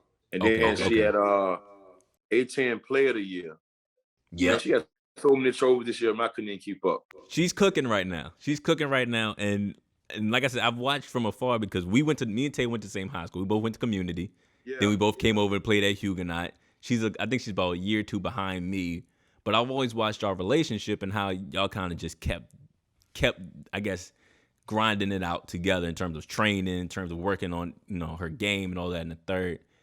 How gratifying is it to see players like that come through and watch them kind of ascend to where they are now, where you're like, you know what? Taya might be a pro. Yeah. Tay gonna be a pro soon. Yeah. Like that's for one, is a blessing, but also was challenging. Like when you get a kid like that in high school and you recognize it early, you have to coach her for college starting in 9th grade. So a lot of the ways I coached her in high school as a freshman and sophomore in college, it didn't benefit our team at the time a lot, maybe a little bit, but it was helping her long term. So like a lot of workouts and just staying late and little tidbits here and there, ways to get open, ways to get others involved, and just passing. If you watch her passing, she can pass people open. And if you watch her in Right. high school, though, that's a big thing that you know, a lot of guards can't do. The difference between being a good passer and passing people open, like LeBron James, he passes Mhm. people open. Right. You know, And that's and good to a you know, not comparing Taylor to LeBron, but if you watch VC women's play the past year, and even her first couple of years, she can pass people open. So that's just a lot of gym work and experience, and just some of her natural talent, having a good feel for the game, definitely help us that. But you know, there's a lot of pressure on the coach. You know, it was pressure that I was putting on myself, but also you get a high level kid, and you have to make her develop every Mm-hmm. year. And then at the same time, having to coach the team and having to incorporate that into the team. And that's Yeah. not always easy. Yeah. It's not. Like most of our girls on our team didn't play AAU ball. So I'm mixing a kid like who's playing AAU ball along with the rest of the team who I'm training the rest of the summer doing camps here and there, open gym, and just making it fit. And it was just so much of that like it's her leadership. You know, it's just putting in the work and just having a good feel and just being a good person also helps with leadership. You know, she's a great kid and she always helped the girls and encourage her teammates. So that was big. But just even now when we get in the gym, you know, we compete a little bit. But if I'm watching the game or I'm at a game and I see some, you know, I may call and text her, hey, tell, look, she'll confirm this, Greg. I always tell her, tell, stop fouling every game. 2 fouls early, 3 fouls. And I mean, I'm talking to her a few days before the game, like, tell, can we not get in foul trouble tonight? Man, first half, too. I'm like, I know we talked about this. I know we talked about it. So, you know, just being an extra set of eyes for it is definitely helpful. You know, her and her head coach at VCU and I like have a good relationship, man, Coach Beth. So, you know, whenever I see her, we talking about tail fouls early. And that's one of the things we always talk about. So, you know, it was a blessing, but it was hard, G. I'm not gonna lie to you. Um, you know, it was times that I thought I could have did more to help her develop, but Yeah. but over time it all came together. You know, like Mm. and getting a kid like that, it is a daily grind because they have to learn every day Right. because the game can catch up with you so fast. So I had to give her something to learn every day in practice, and then also some of her personal development. So I mean, it was pressure, but you know, she found the right home at VCU. Mm-hmm. Man, 18 Player of the Year, coming back again this year. I think she will have a good chance of being a pro. You know, and if you watch the A10 tournament, they were calling her a pro already. So, you right. know, not just me I was talking. listening. I heard the commentator said several times, she's a pro. She's a pro. And if you watch her defense, you know, that's one thing. She's an underrated defender. Mm-hmm. And I think finally in college, like she's getting that due. She could play D in high school, but you know, in high school, like when you getting 25 and 8 and them Right. 30s and 40-point games, that's all they focus on. But she was always a good defender in my eyes. That's awesome, man. Look, like I said, I've always thought it was fun to watch from afar, even though I'm in the gym at least for the first couple years. I was Yeah. like, I saw what you were seeing, and but you, of course, you have the best seat possible, and then of course, like you said, the challenge of being there and having to always give her something or give someone something, not just her, but any player you train, something new to learn, something new to work on, so they don't feel stagnant, so they don't feel complacent with the growth they already made or the progress they've already made. Yeah. I mean, I think for trainers and coaches and people like you who do that are, I guess, the best service to the next generation altogether. And so, like, I just think, Yeah, that's that's one of the things now, G, that when I train kids a lot and I try to give them, you know, fundamentals first, but also that game type feel. And like a Yeah. lot of working out is mental. It's, Mm. it's not just physical. I mean, so I'm talking like through the drills and stuff, but I tell kids all the time, you can develop faster if you play more. And I think now what's happening, and I'm not knocking it, I mean, Mhm. don't get me wrong, but I've got so many, I got a large sample size that I can give someone to support what I'm saying. If you train a lot and you train more than you play, you'll become a robot on the field. I mean on the court. Mm. Because you're boxing yourself in on just drill work, drill work, drill work. And like don't get me wrong, drill work is important, but the more you play, that's your rhythm, your time, your communication. That's your natural instincts as a player. And when you're working out, you're not really using them same natural instincts in the workout. You're not communicating on defense in the workout. You're not, Right. there's so many factors that are just different from training and playing. So I tell kids, play more than you train, but you got to play with guys that's gonna make you better. Now, if you 6'9", playing with guys 5'10", buddy, I don't care if you play 80 times a day, it's not gonna help you.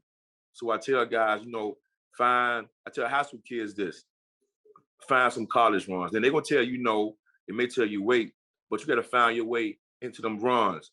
I tell middle school guys, find high school guys, find the high school run. Mm. Elementary kids, I tell them basically play with their age. See, because at that age, they need confidence. See a Mm. kid in third grade and put him with sixth graders. I mean, like if he's elite third grade, of course he making handle his own. But if you Right. jump, if you take him like from the kiddie pool and throw him in the deep end, Right. He might he's gonna sink. lose confidence.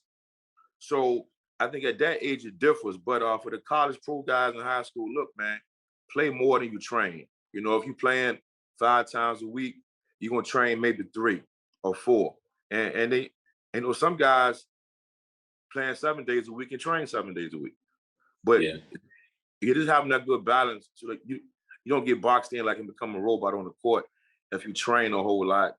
And, all trainers are different. And somebody would never do, if I get a kid and he tell me like somebody told him do a certain drill a certain way or his feet should be turned, I think we as trainers and coaches and support staff shouldn't say that's wrong, Mm. even though it could be wrong, G, but it's not our place. See, because you create a division between a kid and that other adult and that trainer when you say it's wrong. So I always tell a kid, look, I'm gonna show you a different way to do this. So he Mhm. won't lose that respect for whoever showed him that technique. Now it can be dead wrong, G. I'm gonna just say, listen, I'm gonna show you a different way to do this, and then you decide which way is more successful for you. But I think a lot of division comes between head coach and trainers is coaches get their kids back in the fall, and they'll say, "What have you been doing all summer?" And who you been training with? That's Mm. wrong. So then the kid's confused. Right. He don't know if the trainer's telling him wrong or the high school coach is telling him wrong. So Right.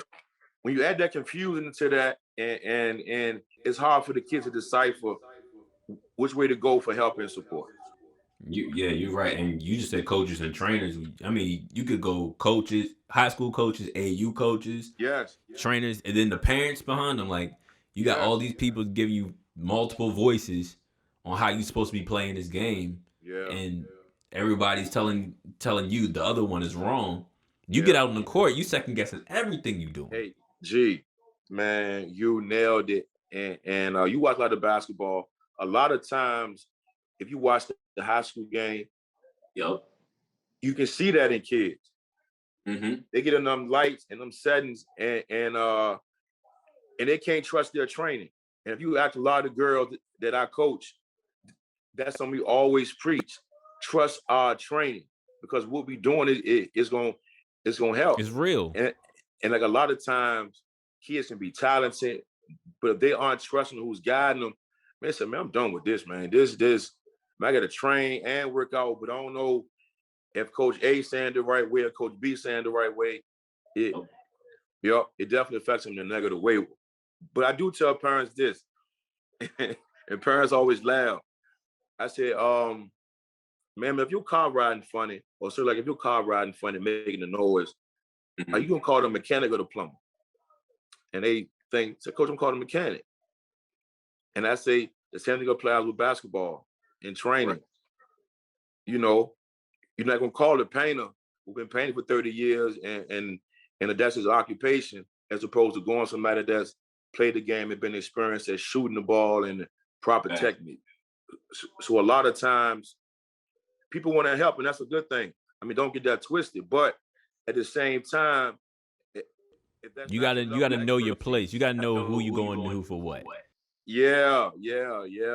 And kids sometimes get bad techniques. Then you get coaches that want you to do it their way, and that adds on to an added level of confusion. So I mean, a lot goes into just the training piece, and find the right trainer, find somebody you can trust, and find somebody like with experience that can be honest with you. Facts. Like I said, man, I appreciate you being on the show with us, man. Break down Bleed Virginia one more time for us. How's the team looking? Y'all been practicing. I think y'all play next month. The first game is next month, if I'm correct. The 17th? Yeah, the 17th. And we play in Charleston, West Virginia. Right now we have about 8 guys, and our GM, Matt Shelton, VCU alum, he's the GM. So I mean, he's negotiating who plays and who comes, because he's handling the money part. So that kind of makes sense, you know. Coaches coach and the GMs handle their part. So right now we got Reggie Williams, played at Prince George, local guy, played in the NBA. He's confirmed. We got Marcus Evans from VCU. We got Chandre Jones, that has Richmond ties as a kid. His dad played for my dad. I've been knowing Chandre since he was, 7 or 8. So, you know, that's fam. We got Terry Tarpey, played at William & Mary, great defender. Plays, I think Terry's I think he's in France. High level overseas guy. So we got some guys coming, looking to add some more height to as well. Matt kind of asked me around like March or April if I wanted to coach it. And of course I said, yeah, you know, I mean, it's a good opportunity to coach. I love the competition, plus the prize in the end. You know, you're playing for $2 million in the split amongst however the GM decides, but you know, it's an opportunity to grow and learn. Right. You know, coaching pros is different from coaching high school and college. So, you know, I've been doing some pro stuff more than ever within the past year and a half. So just that experience gonna help. I think we're seeded 10. Okay. In our region. So I think we played a team called West Virginia. I've been doing the scouting report on them the past couple of days, and just some of their players, and kind of see, you know, what be up against. And they got a tough team. They got some experience. They got some shooters and scorers, and they have some height. So I'm looking forward to, I think our first practice should be soon. Trying to get all the guys together, get them in town like for 2-3 days, and a little semi-training camp, trying to build some chemistry. Just the biggest thing with the TBT, I think, is, chemistry. When you're playing with high-level guys, of course you need talent. But if you watch overseas elite, that won it like 5 times, if I'm not mistaken, and they earn like like between $7 to $8 million. If you watch the old games, Greg, just they have talent. Don't get that twisted, but the chemistry between them guys, right? You know, and it's kind of hard to beat talent and chemistry when it's clicking like that. Yeah. So this year they're not playing the tournament, so a lot of teams feel like this is their opportunity. Okay. Yeah, to hop on it. I didn't know that. I didn't know they weren't playing this year. You know, in the past, it's been more like VCU back with the black and gold colors, like in the name. And Matt said like he wanted to try something different. Bleed Virginia. So you know, a lot of guys have some VA connections, which is a good thing for us. So just looking forward to it. When my pops passed, I thought about it for a while and then had the energy. So, you know, I told Matt I wasn't sure. And he said, take the time you need. And me and Pops talked before he passed, and that's something he wanted me to do. Like, we talked about it almost every day. So I've been game planning for a while, And then once the seasons came out, just doing my homework on it and just getting things looking right for the camp, man. I'm looking forward to it, actually. Hey, I man, wish I could play, but of being course a you coach, do. we got some younger guys on the team that can take care of my duties.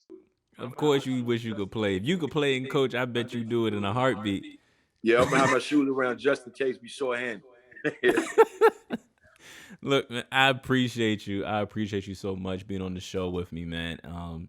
It's an honor. Like I said, you a legend, and to know you and to be able to talk to you and chop it up with you anytime, whether we link up in the gym, we crossing paths, or something like Get this. on that couch soon, man. Get me on that couch soon. You let me know when you're ready. After this run, this Virginia Bleed run, you come to the couch and you can tell us all about the experience. And like I said, I told when your father passed, I hit you up there as well. Like y'all don't know, but a lot of people don't know how big the impact your father and you have had on my family. Y'all presence just being there for me as a basketball player, but me as a person too. Your father, showing up to my church and you like being in the gym with me, being like, "Hey, yo, Greg, have you tried this? Have you tried that? You can do this." Like just the very short moments where you told me, "Hey, you can actually play this game." Played a huge factor into how I've grown as a person, and now how you are cheering us on in the podcast thing. So I appreciate you. Can't wait to chop it up with you next time, man. Yes, sir, man. Appreciate you, man. Thanks for the invite, bro. All right, boys. You be good out here. Till next time. Have a good one, man. All right, be safe. All right, fam.